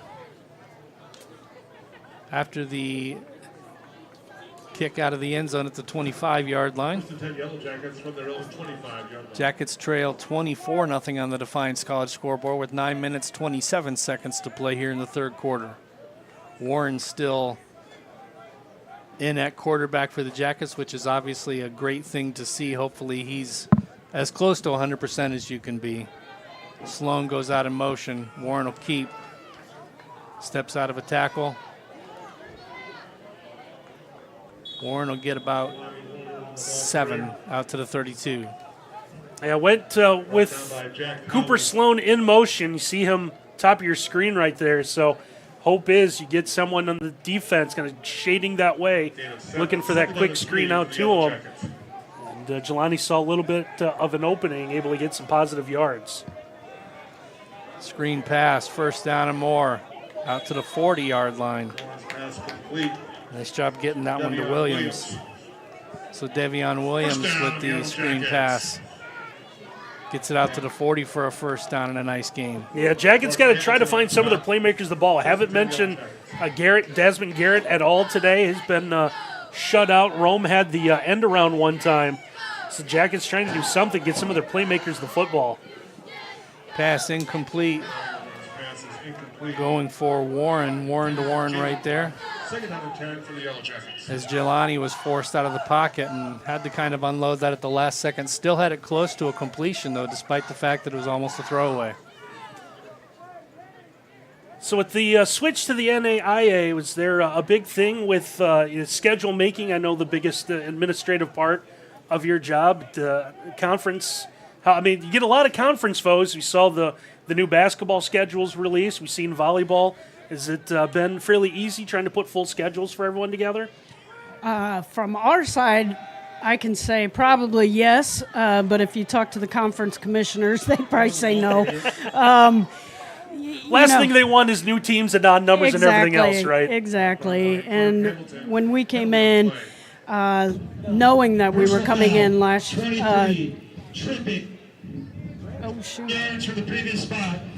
So that's the second tripping penalty called against the Jackets on offense. That's there. a new one. I haven't seen that in a while. I would say the conference scheduling is probably a nightmare last year for our conference commissioner, doing 13 teams in the WAC. But unfortunately, next year Concordia is exiting the conference, so we're back down to 12. So it becomes a little bit easier. The Jackets with that penalty, second down and 25 with 8 minutes to play here in quarter number 3. We'll see what they do with this second down and long, whether they go delay, handoff, or short pass. Oh. Fumble instead, and this one's going to be a scoop and score for the Saints. Fumble on the play. As Jaden Giles, number 98, with the scoop and score right there. And we have an injured Saint on the field as well at the end of that play. Yeah, Jelani just trying to make something happen. You mentioned it, second and long, trying to get the ball downfield, trying to hold on to it as long as he can to let something happen. You see him running, just put the ball out there, just unsecured. Someone able to reach in, knock that ball free. And it's just gone from bad to worse for Defiance this afternoon. So a scoop and score for one of the big guys for the Saints. We'll check on the injured player for Siena Heights.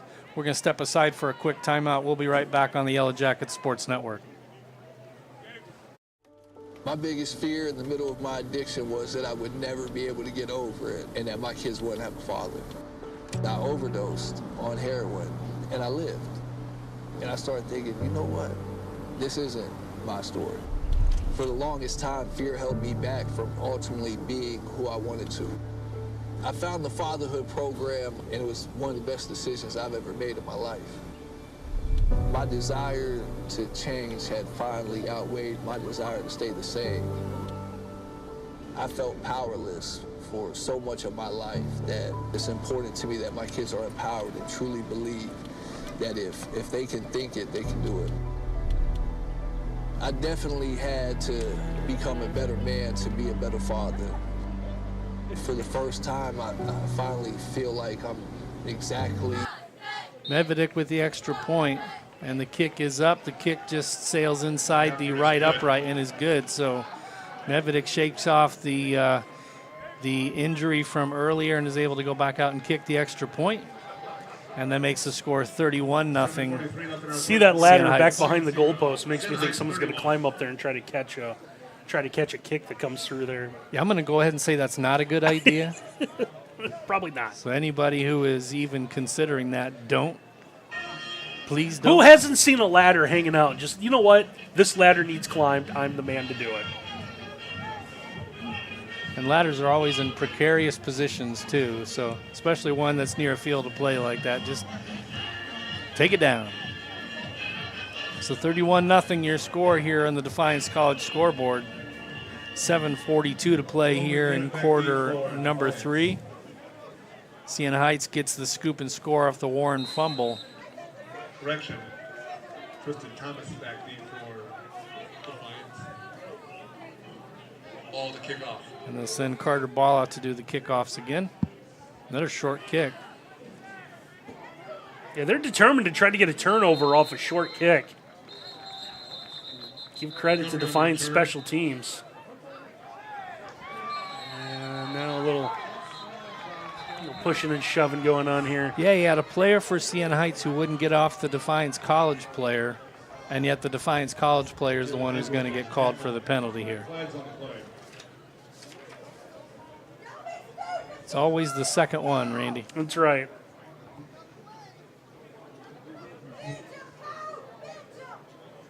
Tiffany Wise was always the second one.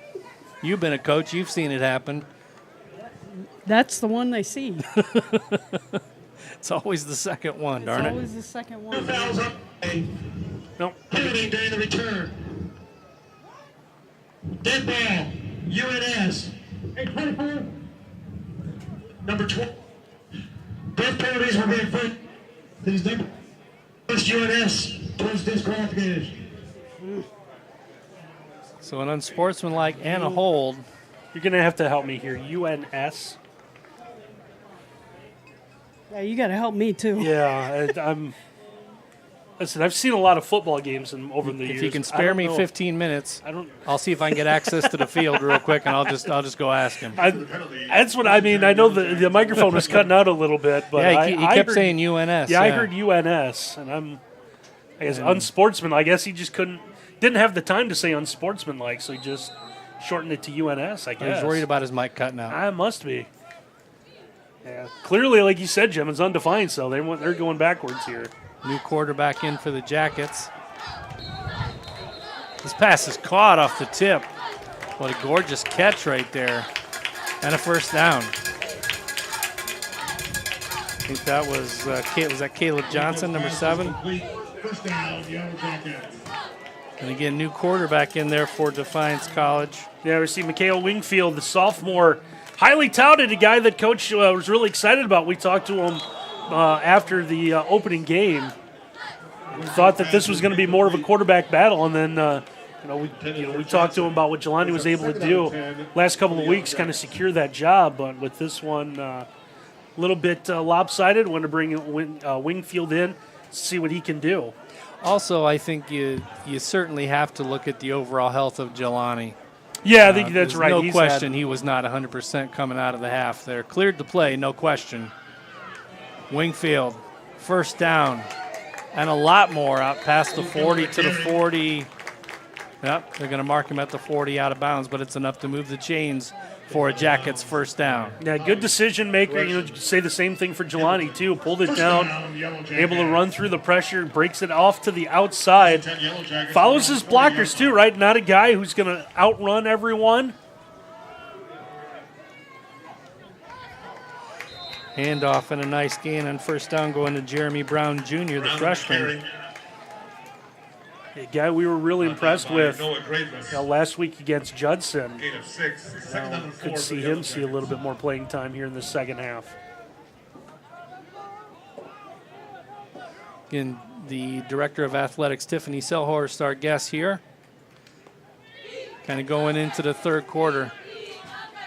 Pass caught for a first down. Nice catch this time by Jalen Warren. And did a nice job putting that in the spot only his receiver could get it right. Well defended, but gets it where Warren, Jalen able to get to the outside. And that's going to have Siena Heights reeling a little bit. They're going to take a timeout. They're going to take a timeout, and that'll give us a chance to say thank you to the State Bank.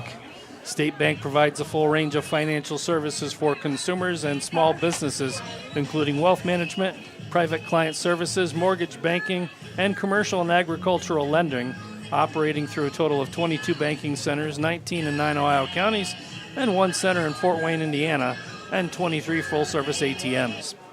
We have 5 loan production offices located throughout the tri-state region of Ohio, Indiana, and Michigan.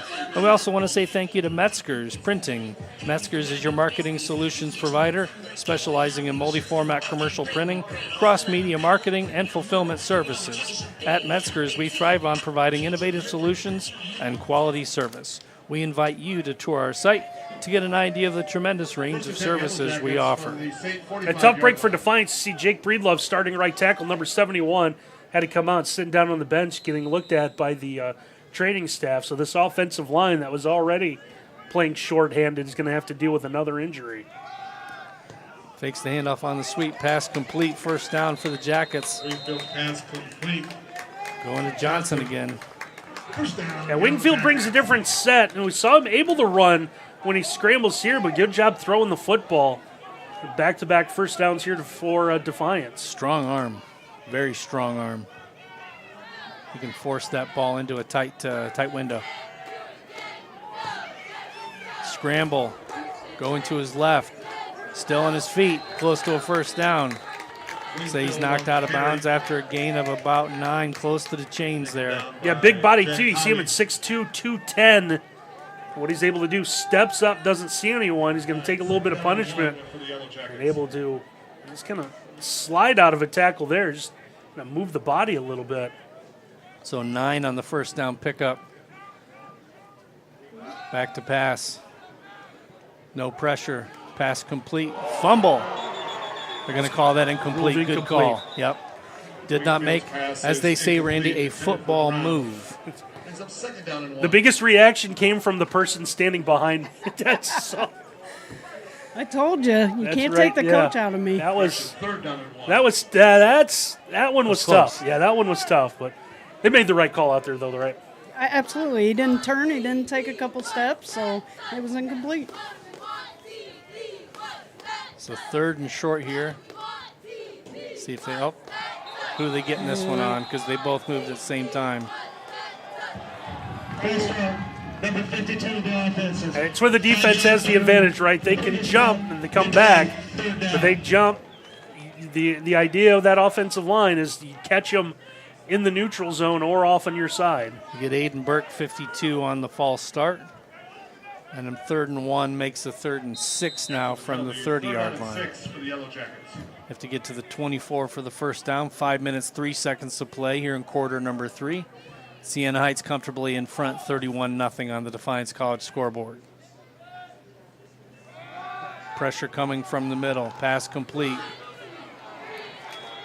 Unable to get out of the would-be tackler's Jalen Warren right there. Yeah. And I think you're in 4-down territory the rest of the game. He tried to keep his balance there.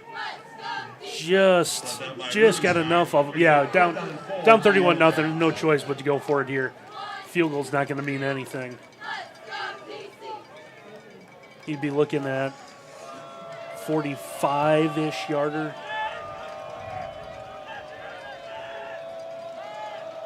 So 4th down, pressure coming.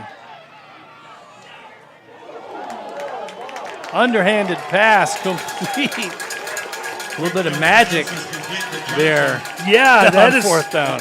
Wingfield, a big play here. Just able to get rid of that. Just trying to be creative. And a heads-up play. Johnson just fighting. Saw the club, too, that tried to poke that one away, but just getting enough for the first down. Wingfield back, steps up in the pressure, shovel pass, complete to the 20, into the 10. Down inside the 10 to the 9. Another first down. 2 players injured for Siena Heights. Might have been 2 players running into each other as they both get up favoring a leg. Yeah, they're both trying to chase after a Wingfield and might have had a little contact with each other.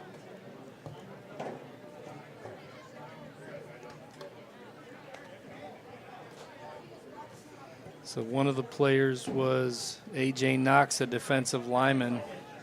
He got off the field under his own power. I believe 44 is the other one. That would be Pradina, the defensive lineman for Siena Heights, favoring that lower right leg there. While they tend to him, let's go ahead and take a quick timeout. You're watching Defiance College football on the Yellow Jacket Sports Network. At Mercy Health, we believe your health care should always revolve around you. So these days, it's not just about how we care for you, it's where. Because whether at our place or yours, or wherever your day takes you, we'll be there with compassionate, personalized care. No matter how the world changes, your health will always be our top priority. Mercy Health, primary care for the universe of you. Visit mercy.com to find a doctor near you. Back out at Cressel Stadium in Defiance College as the young man's getting helped off the field.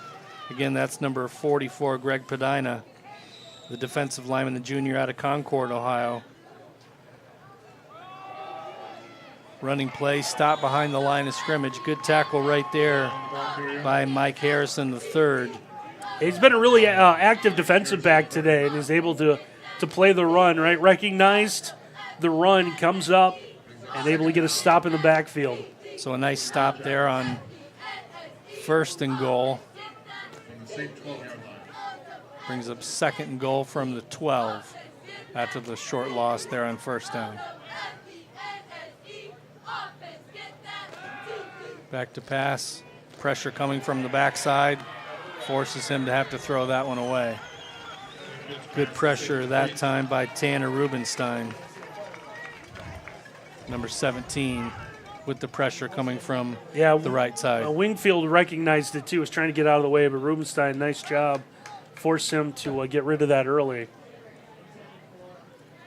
So 3rd and goal here. Yeah, you got 2 cracks at the end zone here, so not a situation where you got to necessarily throw it into the end zone right here. Give yourself a chance on 4th down. Pass caught. Steps out of a would-be tackle and into the end zone for a touchdown. Jalen Warren, or Caleb Johnson, yeah. Number 7 on the catch right there. Has kind of been a go-to target. Like we said, it was going to be a play designed to come up short, give himself a chance on what would have been 4th and goal. See this play out to the 5-yard line. Able to turn the corner. Yep, gets out of a tackle. Nice sidestep. And just wasn't going to be denied and works his way in for the Yellow Jacket touchdown.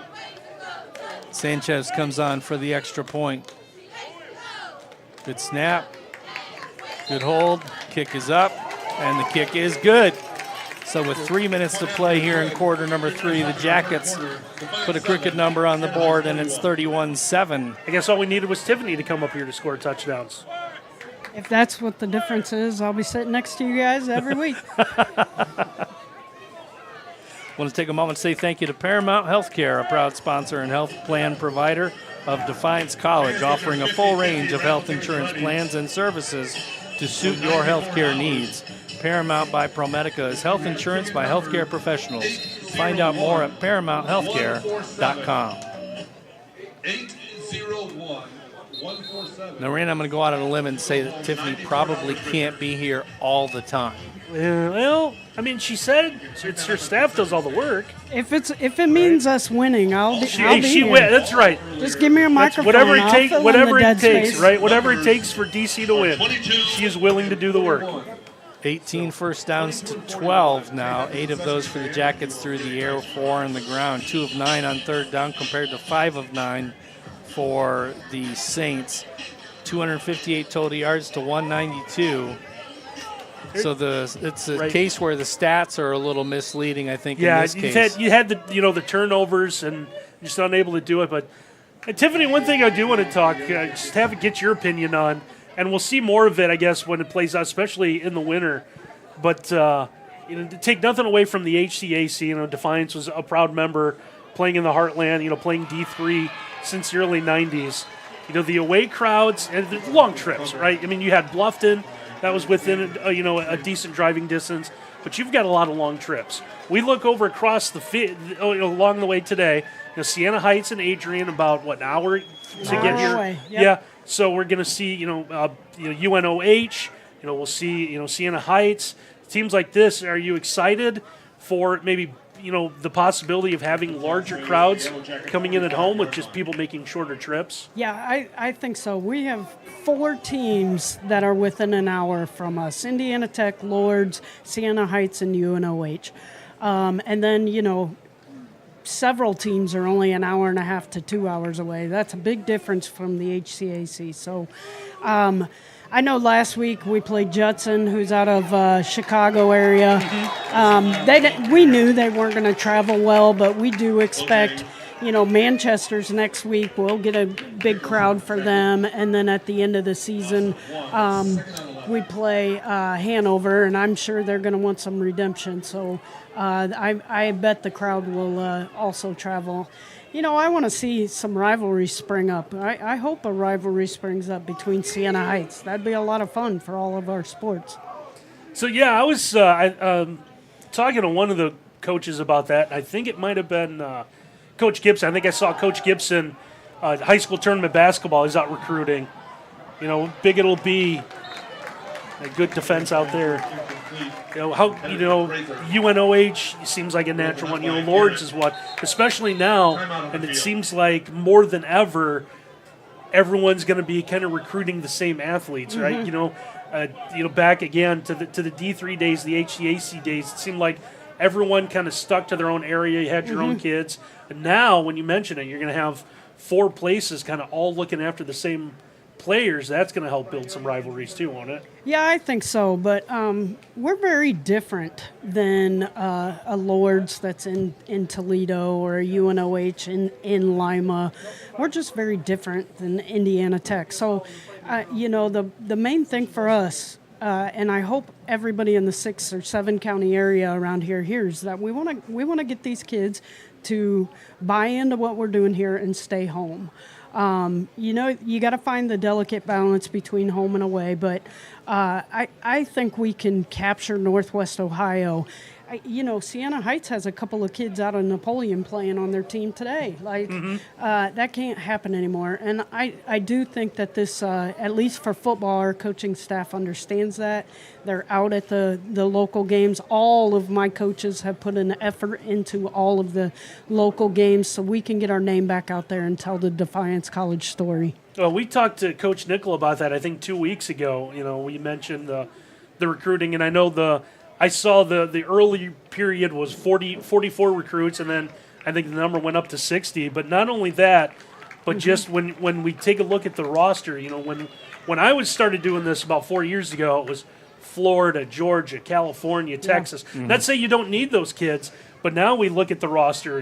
You've got 2 kids from Salina who are making impacts right away. A lot more local players who are really stepping up, and so that's got to be a big thing, is trying to get them to stay here. You just got to find that balance.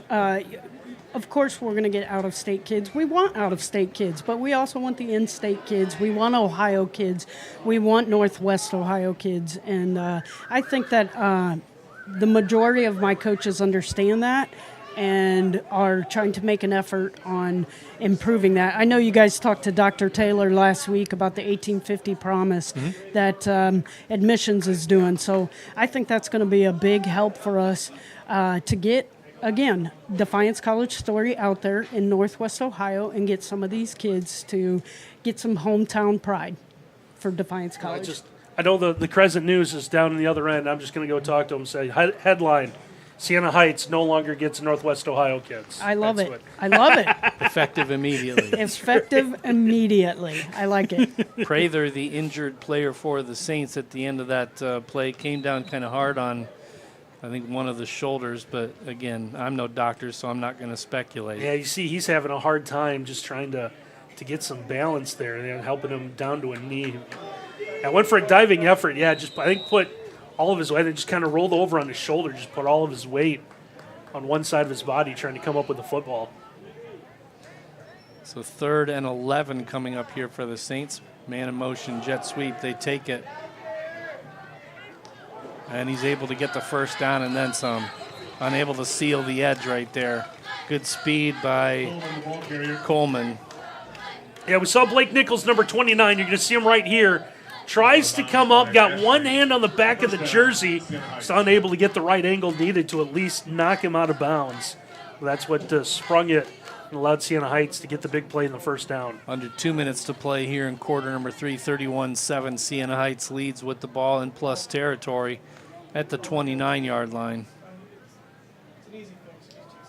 Taylor gets the snap, hands off. 10, 5. That's a touchdown and no laundry on the field. So Heisenlater again. It's just been that first and second cut. We talked about the delayed handoff, the zone blocking that Siena Heights is trying to do. Just holds it, lets blockers go, and then Heisenlater, that small frame, he gets a little lost with the line, is able to break free, and then you see him bounce to the outside and able to take on 2-3 defenders trying to fight his way into the end zone. You talk about a player, Randy, who in Siena Heights' eyes was due. Heisenlater came into the game only 76 yards per game with no touchdowns. That's changed drastically here this afternoon. The statistics have changed drastically. You're absolutely right. The extra point is good. And it is now 38-7 Siena Heights. Want to let folks know about Marco's Pizza. Defiance College Athletics is supported by Marco's Pizza in Defiance. Located on North Clinton Street, Marco's is there for you before or after the game for carry-out or delivery. Call, stop in, order online for the latest deals, and be sure to download the Marco's app where pizza is just a tap away. So 38-7 your score with 1:29 to play. Again, want to thank Tiffany Selhorst, the Director of Athletics for Defiance College. She's generously shared some time with us here in this third quarter. We've talked a lot about the switch to NAIA and the impact it has had on the different sports. It's all afternoon games today. Now what's the rest of your day looking like? Hey, we knew that this was going to be a busy day. We got another one in October, and we're like, let's just pull the Band-Aid off and get them all done at once.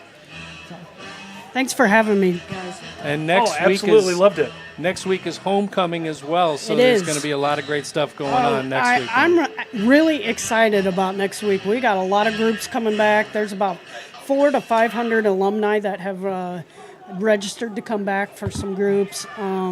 It should be fun. It should be fun. So Tiffany Selhorst has been our guest. They're going to say he was down at the end there, and boy, they were determined to get that turnover off that short kick. Just Randy. a little pushing and shoving. No, it never went all the way down, but I think they're going to see a piling the contact. We talked about it with Coach Nickell. I mentioned it, last Saturday. I thought it was odd. You had Judson. He talked about a team that you haven't seen before, players from different areas, and it looked like a natural rivalry. Yeah. And we kind of wondered what today was going to look like. Tiffany said it when you got players. These guys have played against each other, at least are familiar with each other from their high school days. So we expected some scrapping throughout the afternoon, and this could be one. Like she said, it could be the football rival for Defiance going forward. So 29, Blake Nichols, the freshman defensive back on special teams, comes up favoring one of his legs. And he'll be helped off the field. Jackets fortunate to keep possession on that one right there. Fumbled, but after the player was down. Yeah. So, well, Tiffany, I think with your busy day, we don't want to keep you any longer than time allows. So Well, again, thanks for having me. I'll brag on Defiance College athletics anytime you guys will have me on, and I'm sure I'll get to see you guys during basketball season. I'm just as excited for that. And yep, it looks like the men's soccer game's about to start, so I should probably go out there and shake hands and kiss babies on that side of the field. Tiffany Sellers, the director of athletics. At least they give you a golf cart to go do it. I know. It is a nice golf cart. Thank you so much, Tiffany. She's going to head over to the men's soccer game now and see that one off to make sure everything's going smooth. She does have a great staff, Randy. Mm-hmm. And we're very fortunate to work with Tiffany and Garrett and the entire crew here at Defiance College. Great hire. Great hire a couple years ago with the change, running the director of athletics. Rubenstein, another big hit. Wingfield's pass complete to Johnson. Big time hit right there by Rubenstein. But a good job by Rubenstein. A little standing over and staring, but then kind of walking away at the end of that one to not draw an unsportsmanlike penalty. So, yep, I see ya.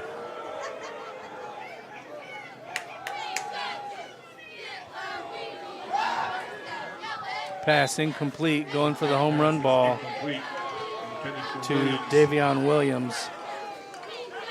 A lot of speed out of the freshman, but good coverage downfield right there. Yeah, so nice job kind of using that sideline as an extra defender. So Williams didn't really get the chance to get that into the field of play. Tough one to try to complete there. And with fourth down coming up, they're going to send the punt team out. So Bolanos will come out to kick. 40 seconds to play here in quarter number 3. 38-7 your score. So the Saints comfortably in front, but the Jackets don't want to run the risk, I think, of giving them the ball inside the 30. Beautiful kick, backing up to the 20-yard line. Stepping out of a would-be tackler. Finally brought down at about the 40, so a nice 20-yard return on the punt right there. Yeah, I've seen what Bailey Jackson's been able to do on offense when he's had the ball in his hands. And same thing here, special teams. Found a seam, able to run through a couple defenders. Nice little jump stop and jump step, and able to get through and get some positive yardage. First and 10, Siena Heights, their own 42-yard line. So just after 3 p.m. on the Eastern time zone. And the Saints with the ball up 38-7. Still have the same quarterback, running back combination out there. We'll see if the league continues to be what it is. You wonder if that isn't going to change going into the fourth quarter. But for now, it's still Elijah Taylor back there with Heisenleiter. Turn and hand to Heisenleiter. Heisenleiter first down and more. Yeah, just a really good job of making guys miss out of Heisenleiter. Just always fighting forward. And that should be the last play of the third quarter. Siena Heights has been very methodical so far, so I don't see them running a play here, and they will not. So 3 quarters in the books here in Defiance, Ohio. It's 38-7. Siena Heights leads the Jackets on the Defiance College scoreboard. We'll be right back with quarter number 4 on the Yellow Jackets Sports Network.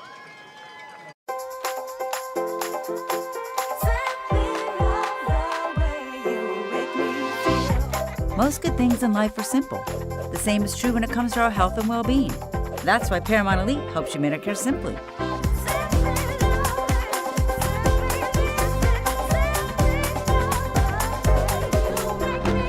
Everything in life becomes a little simpler with Paramount Elite.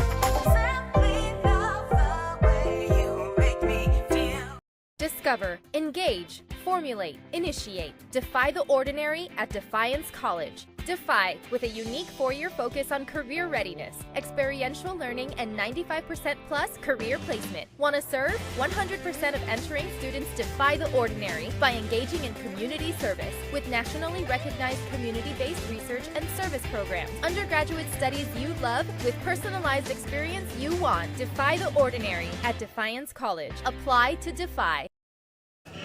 Back here for quarter number 4 at Justin F. Caressel Stadium here in Defiance, Ohio. Jim Bellamy and Randy Robertson, the crew, bringing you a Saturday afternoon NAIA football matchup. And the Siena Heights Saints have a comfortable 38-7 lead going into quarter number 4. Pass is incomplete, intended for Aaron Bellamy, no relation. I feel compelled to say that every time. And watch, we could be related, for all I know. Now, if he breaks off a big run, scores a touchdown, does he he's become related? Or? Absolutely, second cousin. Okay. So going for Bellamy there in the swing pass. Again, he talked about Randy, the fullback, not oft used, but Siena Heights has run the I formation with a lot of success today as they send Bellamy in motion. Yeah, they've had a short field, a short yardage package. Every time you said use Bellamy more of an H-back, right? That extra tight end, but a good job. Your defense read it. One of the rare times that DC defensive line has been able to get some pressure. Looked like the first one there was Davison LeConte Jr. Junior lineman who's had a pretty good couple of years for the Jackets of the big stop. So a 3rd and long here for Siena Heights.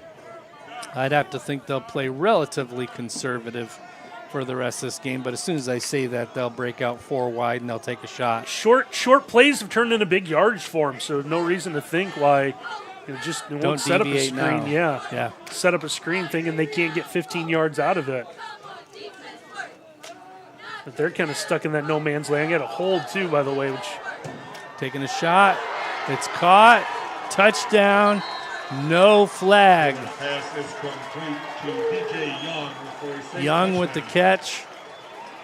Randy, you called it. Looked like a hold. Yeah, I don't know if we'll be able to see it. Watch the top of your screen. Number 75 for Siena Heights. Pulled him down. Gorgeous throw. I mean, not to take away from the throw. Gorgeous throw and catch. Yeah, Caleb Edwards able up by I saw the tug of the jersey once again. But they let it go. DJ Young, freshman receiver from Lafayette, Indiana. The Siena Heights team does a really good job recruiting. Yeah, there's a lot of speed, especially with the hands team for Siena Heights. They've run jet sweeps, they've run short crossers, they've run quick outs, screen passes, and deep routes. And one thing has been consistent throughout all of that, and that has been the speed at which Siena Heights operates. Yeah, it's been full go for them, and just very impressive day offensively.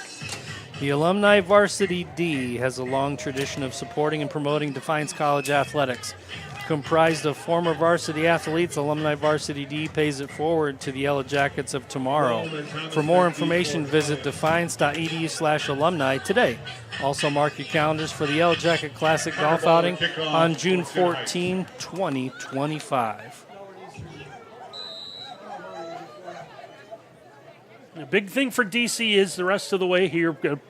Get out of here without any major injuries, and you got to be able to put this one behind you. Know that there's another game coming up next week. Fielded back at the 10, returned to the 20, to the 25, out to the 30, and past the 30 to the 31-yard line. Nice return that time by Gibson, I believe. Brought down by Joe Nemechek. So the Jackets take over. First down and 10, 13:51 to play in the contest. 31-yard line is where the Jackets will start.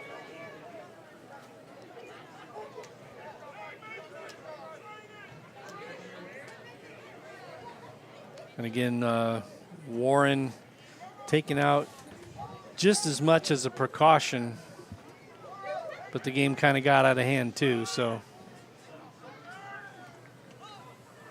First down run and more. Wingfield on the carry. Wingfield on the carry again. Fake the toss. defender bit. Keyser taking him out of bounds. First down. And he was able to get that first down. Nice run by Wingfield. Very strong runner. Yeah, even when you saw the defender there in the grasp, right, had the back of the jersey, Keyser unable to bring him down. Wingfield able to carry him just past the sticks, get enough for the first down. Wingfield sacked behind the line for a loss. It's a big loss of nearly almost 10 yards. Yeah, Caden Rogers, number 56, able to get by on that left side. Wingfield just never really felt the pressure. Held onto it a beat too long. So a 2nd and 16, they'll call it, for the Jackets, operating back at the 34-yard line. Intercepted. Tackled inside the 35, about the 33. Good tackle, good interception right there by Spradley. Yeah, it's gonna see Wingfield trying to make something happen, trying to force it into Taiwan Rome. We talked about how the playmakers for Defiance haven't had the ability to get the football a lot. Spradlin able to step in front, come up with the interception. Wingfield on the tackle as well. Spradley, Interception. So this one, all Siena Heights so far, 45-7 your score, with the Saints getting the turnover with the ball. They will have the ball once again in plus territory. For those of you just joining us, the Saints scored on 3 straight possessions, Randy? Would have been, 2 touchdowns and a field goal. Yep. And the game kind of, they've dictated the tempo of the game since then, too. Johnson on the carry. Yeah, see some new bodies, at least in offense, out there for Siena Heights. New quarterback is Braylon Himmeline. He's a freshman quarterback. New running back as well. It's Quincy Johnson Jr. Not new to the game, but new in terms of getting the ones reps, as Heisenleiter's day is probably done. Racked up close to 200 yards on the ground today. Just automatic when he had the ball in his hands. Great jump cuts, great speed, great overall field vision by Heisenleiter. Handoff going up the middle.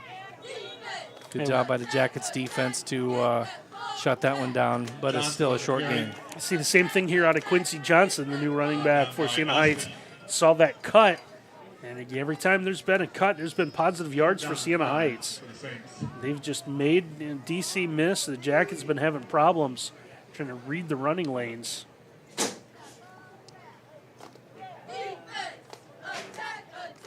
So 3rd down and medium here with 11 minutes and 20 seconds to play in the contest.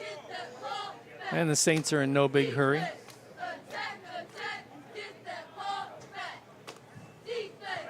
Fake the handoff. He's going to be sacked behind the line for a big loss. The Himmeline did a nice job holding on to the football. This was going to be a handoff. Pulled it back, and good thing he did, because who knows what would have happened there. Defiance still playing hard defensively. Still have a lot of their starters in. It's Richard Pope the 4th, a 4-year player in to make the stop. That'll force I believe this is the first punt for Siena Heights, Randy? I want to say yes. I think this might be the first time I remember them. Yeah, this might be the first punt for Siena Heights. Midway through the 4th quarter. Not quite midway. 10.5 to play here in quarter number 4. But it's been that kind of day for Siena Heights. This one skied. Goes into the end zone. So this one will be a touchback coming out. And the Jackets will get the ball with 10 minutes, 16 seconds to play here in the contest. 45-7. Ball come out to the 20.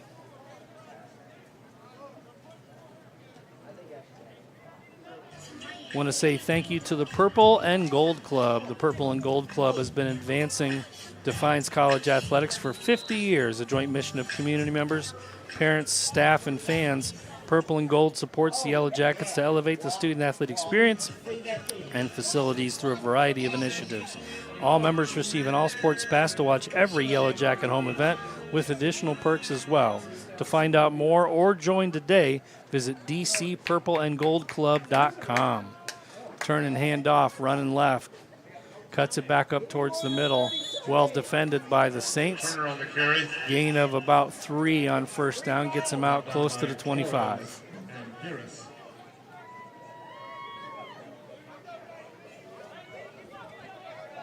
Now we're going to see Cam Turner hasn't had a whole lot of playing time here lately. The running game we thought was going to have some success, just never got on track this afternoon. Pass incomplete with pressure coming from the far side by number 29, Mason Leach, sophomore.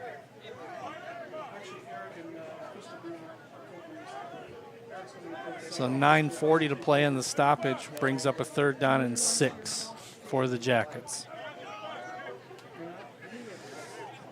Jackets with all 3 timeouts. Siena Heights with 2 of their 3, although I don't think Siena Heights is going to be interested in stopping the clock for any reason. I think they're happy to let it run when they get the ball as much as possible. Stepping up, getting away from the pressure. Close to a first down for Wingfield, and I think he should go for it here. You'd think he would have had it. You're going to see here he changes his direction Nope, and goes sideways. Yeah, I think if he would have went straight ahead, he would have had enough. And he's trying to break it to the outside. I think he might have got a favorable spot. Yeah, they marked it just at the 30. Turn hand off, run up the middle, keeping the legs churning. Getting a gain of about 5 out of that one. So a gain of what looked to be maybe 1 turned into a gain of 5. So a nice run right there by the Jackets. It's on hard running Cam Turner. You see, takes the hit there at about the 30-yard line. He's able to carry that pile almost 5 yards. I think got banged up a little bit. He'll come out. I think he lost a shoe. That might have been it.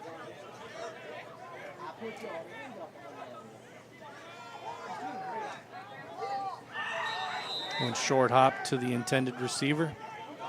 Wingfield's pass is incomplete. I think Wingfield thought there's a little bit of pressure. He had a little bit more time than he thought to get rid of that.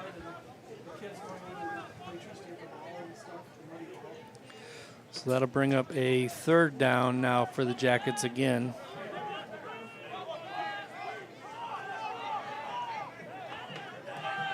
And we'll see what play they draw up with 8:32 to play in the contest. 3 wide receivers to the near side, 1 to the far side for Defiance. Sloan in the backfield along with Wingfield. Sloan will block. Then he'll go out for the pass, and this one a little bit out of the reach of Cooper Sloan. Yeah, he saw Sloan flashing in front of him, trying to set up, see him running away. Sloan just unable, had it in the hands. He's trying to pull it into the body, just unable to do it. That'll bring up a 4th down and 5 for the Jackets. They'll keep the offense out on the field.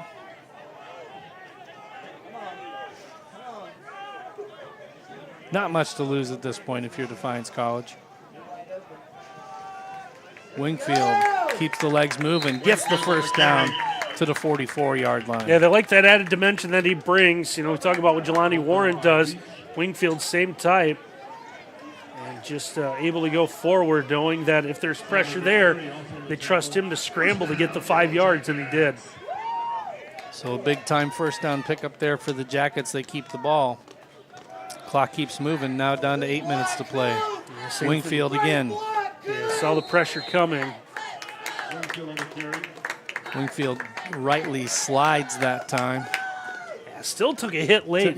Took a little bit of a hit late, but definitely not as big a hit as it could have been. I don't think there's any question the Saints play held up, but still took a hit after the slide. Yeah.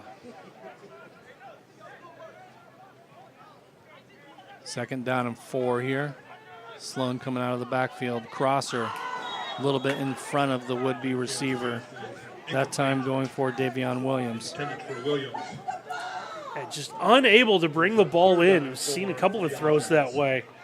It had the one to Cooper Sloan a couple plays ago, and now just leading receivers a little too much.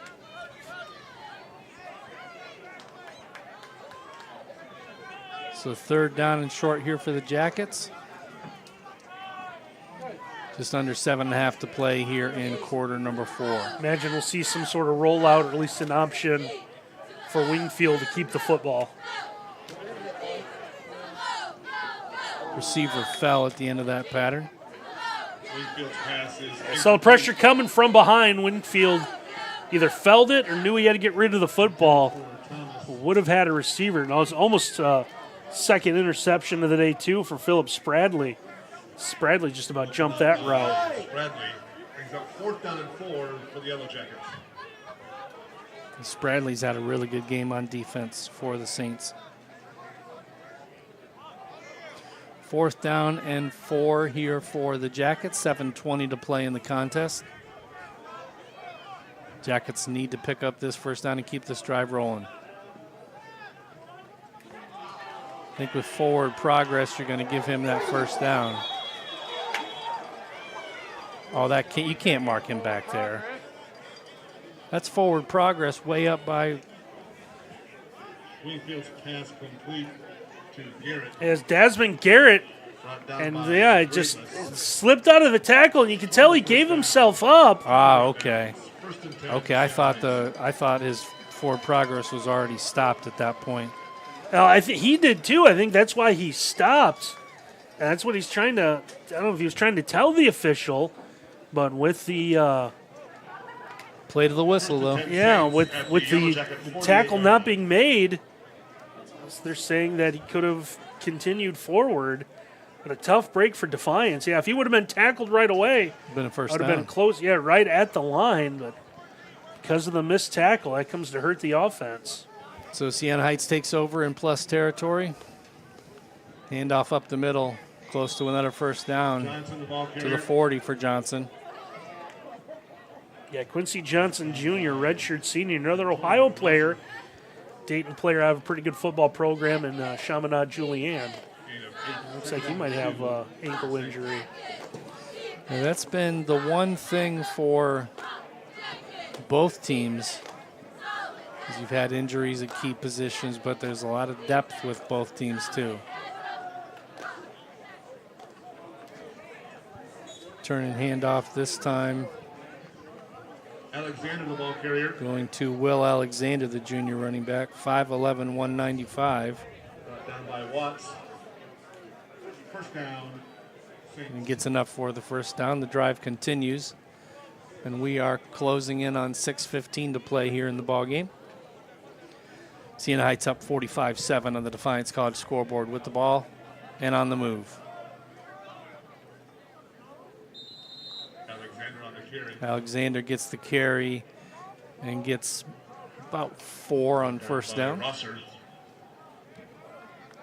Gain of 1.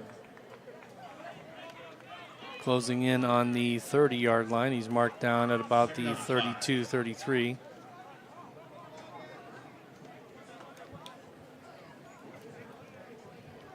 Again, this drive kind of reminiscent of the rest of Siena Heights drives today, Randy, in that they've been very methodical. They don't run tempo. They don't run no huddle.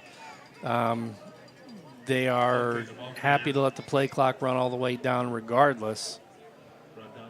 But today they have shown a very potent balance of run and pass.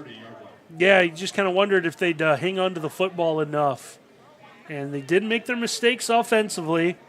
Had their fumbles, but Defiance just unable to cash in. And really, for the first time this year, Siena Heights able to not not shoot themselves in the foot enough, right, to lose a football game. The turnovers they had, the Jackets just haven't capitalized on those turnovers today. Yeah, and that was the big thing too. Is you thought a couple of them, early. would have left the Defiance in it, especially at 17-0. You thought they'd get one back. And you had the long fumble return that, the penalty did bring it back a little bit, but Defiance had some chances. If you would have scored late in the half and then opened the second half of the football, it was only 17-0 at that point. Yeah, looking at a different game. This one just got away from the Jackets today. Pass complete for the first down. That'll keep the drive alive. Pass is complete. Big-time catch by Gurley, the freshman out of Youngstown. Yeah, just hits Vashon Gurley in stride. Nice job, middle of the field, right between the numbers. Get the first down for the Saints. So Siena Heights maintains possession on that fourth down pickup right there. And again, this is Himmeline at quarterback, the freshman. Looks pretty comfortable back in the pocket, but the Jackets really not getting a whole lot of pressure on him. No, they're opting to kind of play you see they're going to play the run there, but. Don't pick him up and throw him down. There you Alexander on the carry. And we get penalties at the end. This one's going against the Jackets. Got a couple players tangled up. Wasn't on the tackle. Yeah, we saw Walter Ballman, the fifth, number 71. You're going to see just off the screen. So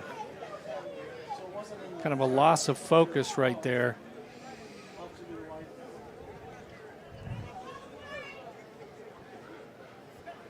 The officials will confer.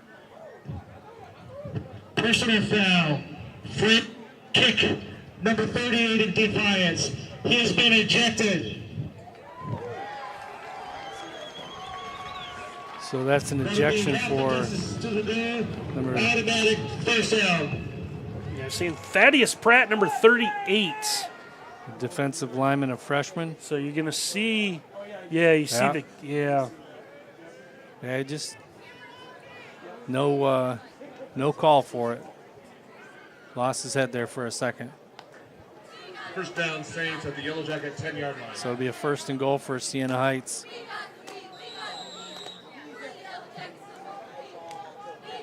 And they'll probably look to keep this one on the ground, but the way their run game's been going today. Turn, handoff, left cut, touchdown. Nope, he's going to be marked just short. Good pursuit there by the Jackets on defense to keep him out of the end zone. Run that time by John Alexander, the sophomore from Onstead, nearby Siena Heights. Yeah, Jerriado Boateng from out of your screen, able to save the touchdown, at least momentarily. 2:45 and counting here in the ballgame. The brotherly shove into the end zone for a touchdown. Waylon Himmeline in for the Saint touchdown. And Siena Heights with another score, 51-7 on the Defiance College scoreboard. Saints line up for the point after attempt. Dietzel to snap. Root to hold. New kicker coming in for the Saints as well.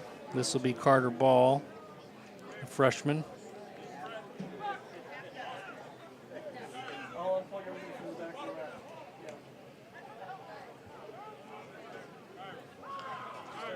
Good snap. Offsides coming on the Jackets. They tried to jump the count. The extra point is good. Flag on the play. So they will assume, I will assume that they're going to decline that. Just decline it. So the extra point is good, makes it 52-7 on the Defiance College scoreboard. Again, want to say thank you to Tiffany Selhorst, the Director of Athletics for Defiance College. As busy as she is today, Randy, and there's a lot of stuff going on, really appreciate her coming up and sharing some time with us today in the third quarter. Yeah, it was good. Got a chance to get some good insight in what goes on with an athletic department like Defiance and what's on her plate. And, we talked about the change from NCAA to NAIA and everything that's meant, and scheduling, and what football's looked like this year, being Carter ball to kick off for Siena Heights. A transitional member and what basketball will look like later this winter. We're looking forward to covering some basketball games this winter for them, too.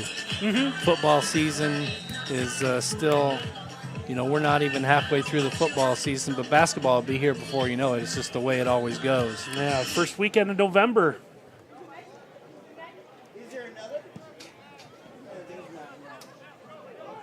Deep kickoff to the 5-yard line. Return to the 20, to the 25, to the 30. Thomas on the return. Now you got to watch for the pushing and shoving on the opposing sideline. Bounds by May. Yeah, officials are going to try to separate everyone here. As you're going to see, return for Defiance there. As Tristan Thomas able to get to the outside, and then a little bit of contact here when he runs out of bounds. So both teams show restraint. And the Jackets will keep the ball first down and 10. First and 10, Yellow Jackets at the 31-yard line.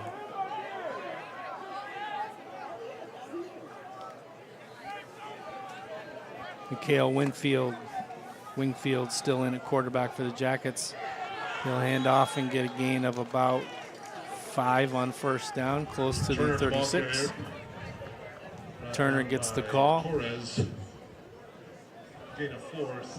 Cameron Turner, a freshman, really impressive runner, Randy. Yeah, didn't have the game today like he had last week, but this is a guy that I think is really going to make his mark in Defiance College by the time it's all done. Agreed. Screen pass, complete, first down to midfield and beyond. They had the free rusher come in. This is the 2-minute timeout. So the 2-minute timeout comes at 1:58 to be exact. Jackets on the move in plus territory. And we're going to go ahead and step aside for a quick commercial timeout. We'll be right back on the Yellow Jackets Sports Network. At Mercy Health, we believe your health care should always revolve around you. So these days, it's not just about how we care for you, it's where. Because whether at our place or yours, or wherever your day takes you, we'll be there with compassionate, personalized care. No matter how the world changes, your health will always be our top priority. Mercy Health, primary care for the universe of you. Visit mercy.com to find a doctor near you. At Defiance College, you'll find endless opportunities to explore new subjects and new ideas, to travel to places you've never been, to become a leader. Defiance College offers an education that defies the ordinary college experience. For more information on DC Athletics, go to defianceathletics.com. If you're interested in checking out the academic programs at Defiance College, you can visit defiance.edu. We get a handoff, a lost helmet. Down by Jalen Edwards. Which means that Cam Turner will have to check out for a play. Second down and 7 for the Yellow Jackets.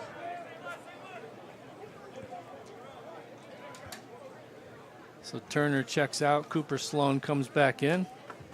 The helmet off requires a 10-second substitute action. Please set the game clock to 1:40 and start it on my signal. So the 10-second runoff makes it 1:40.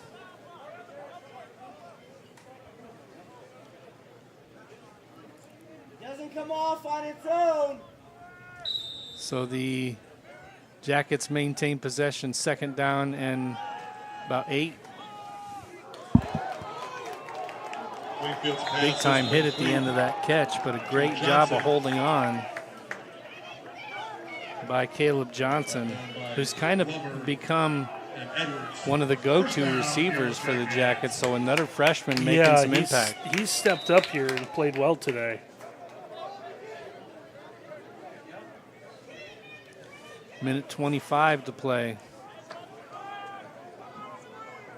Jackets would like to take this last possession down, punch it in the end zone, get some more points on the board. Good job by the defender undercutting that route. Pass intended for Caleb Johnson again. Yeah, a little on the post pattern. Little underthrown here. See Wingfield throwing this one up. And Caleb Johnson recognized it, tried to come back underneath, but he said good job by the defender to keep Johnson from getting to the football. It was Ethan Weisner, number 35, the linebacker, way back there in coverage.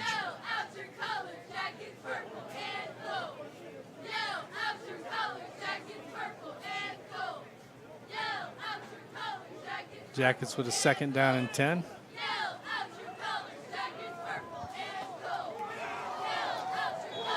Wingfield's pass is complete to Johnson. Taken down by Medina. Pass complete. They give him about a 4-yard gain there on 2nd down. They try to get it underneath Johnson and make him move and hope the first man will miss, but good job in the open field to come up with a stop there. As the pushing and shoving continues a little bit here in this final minute. 35 seconds to play here in the ballgame. Steps out of the sack. That one fumbled, I believe. And Siena Heights will recover. Yeah, see Wingfield here realized the pressure was coming, tried to step up, did a nice job there. And then just at the end of this play, someone came in, just put a helmet right on the ball. I think that was number 39 that poked it free. So Glover. Glover, the redshirt freshman. So time for one more play here by the Saints. We'll see if they just kneel on this one and head to the house. The Saints will go in victory formation here and just kneel on this one.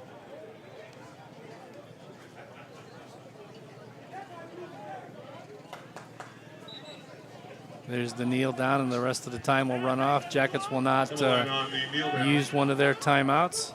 Coach Nickell headed over to shake hands with Coach Cohn.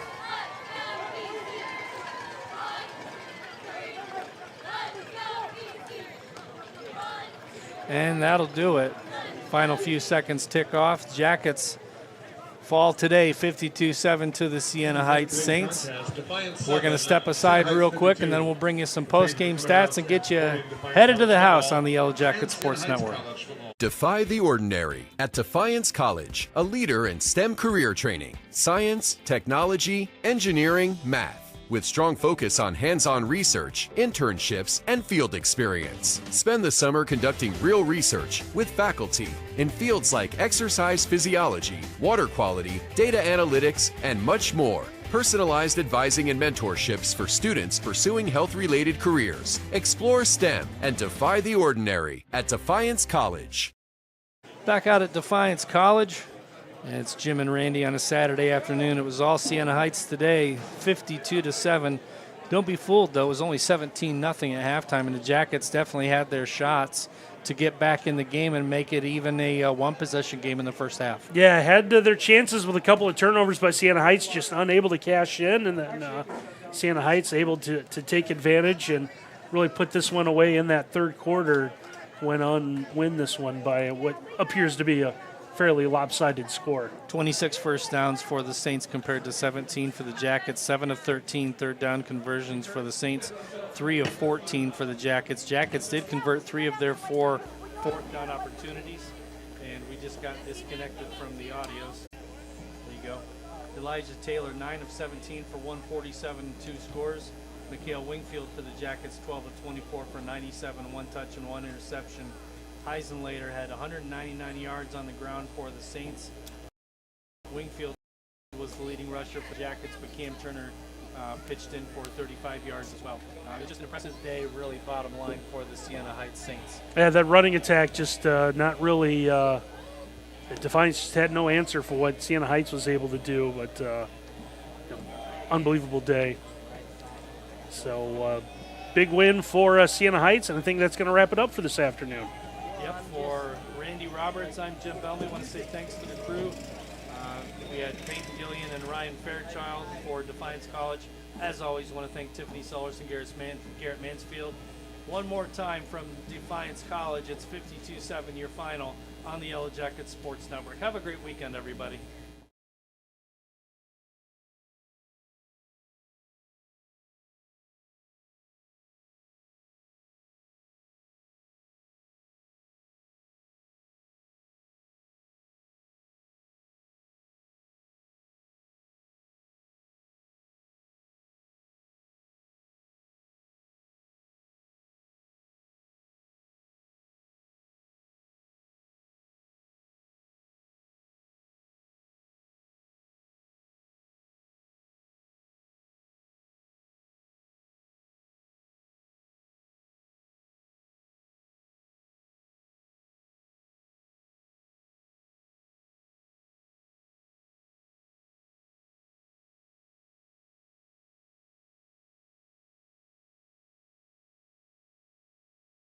Oh, I got you.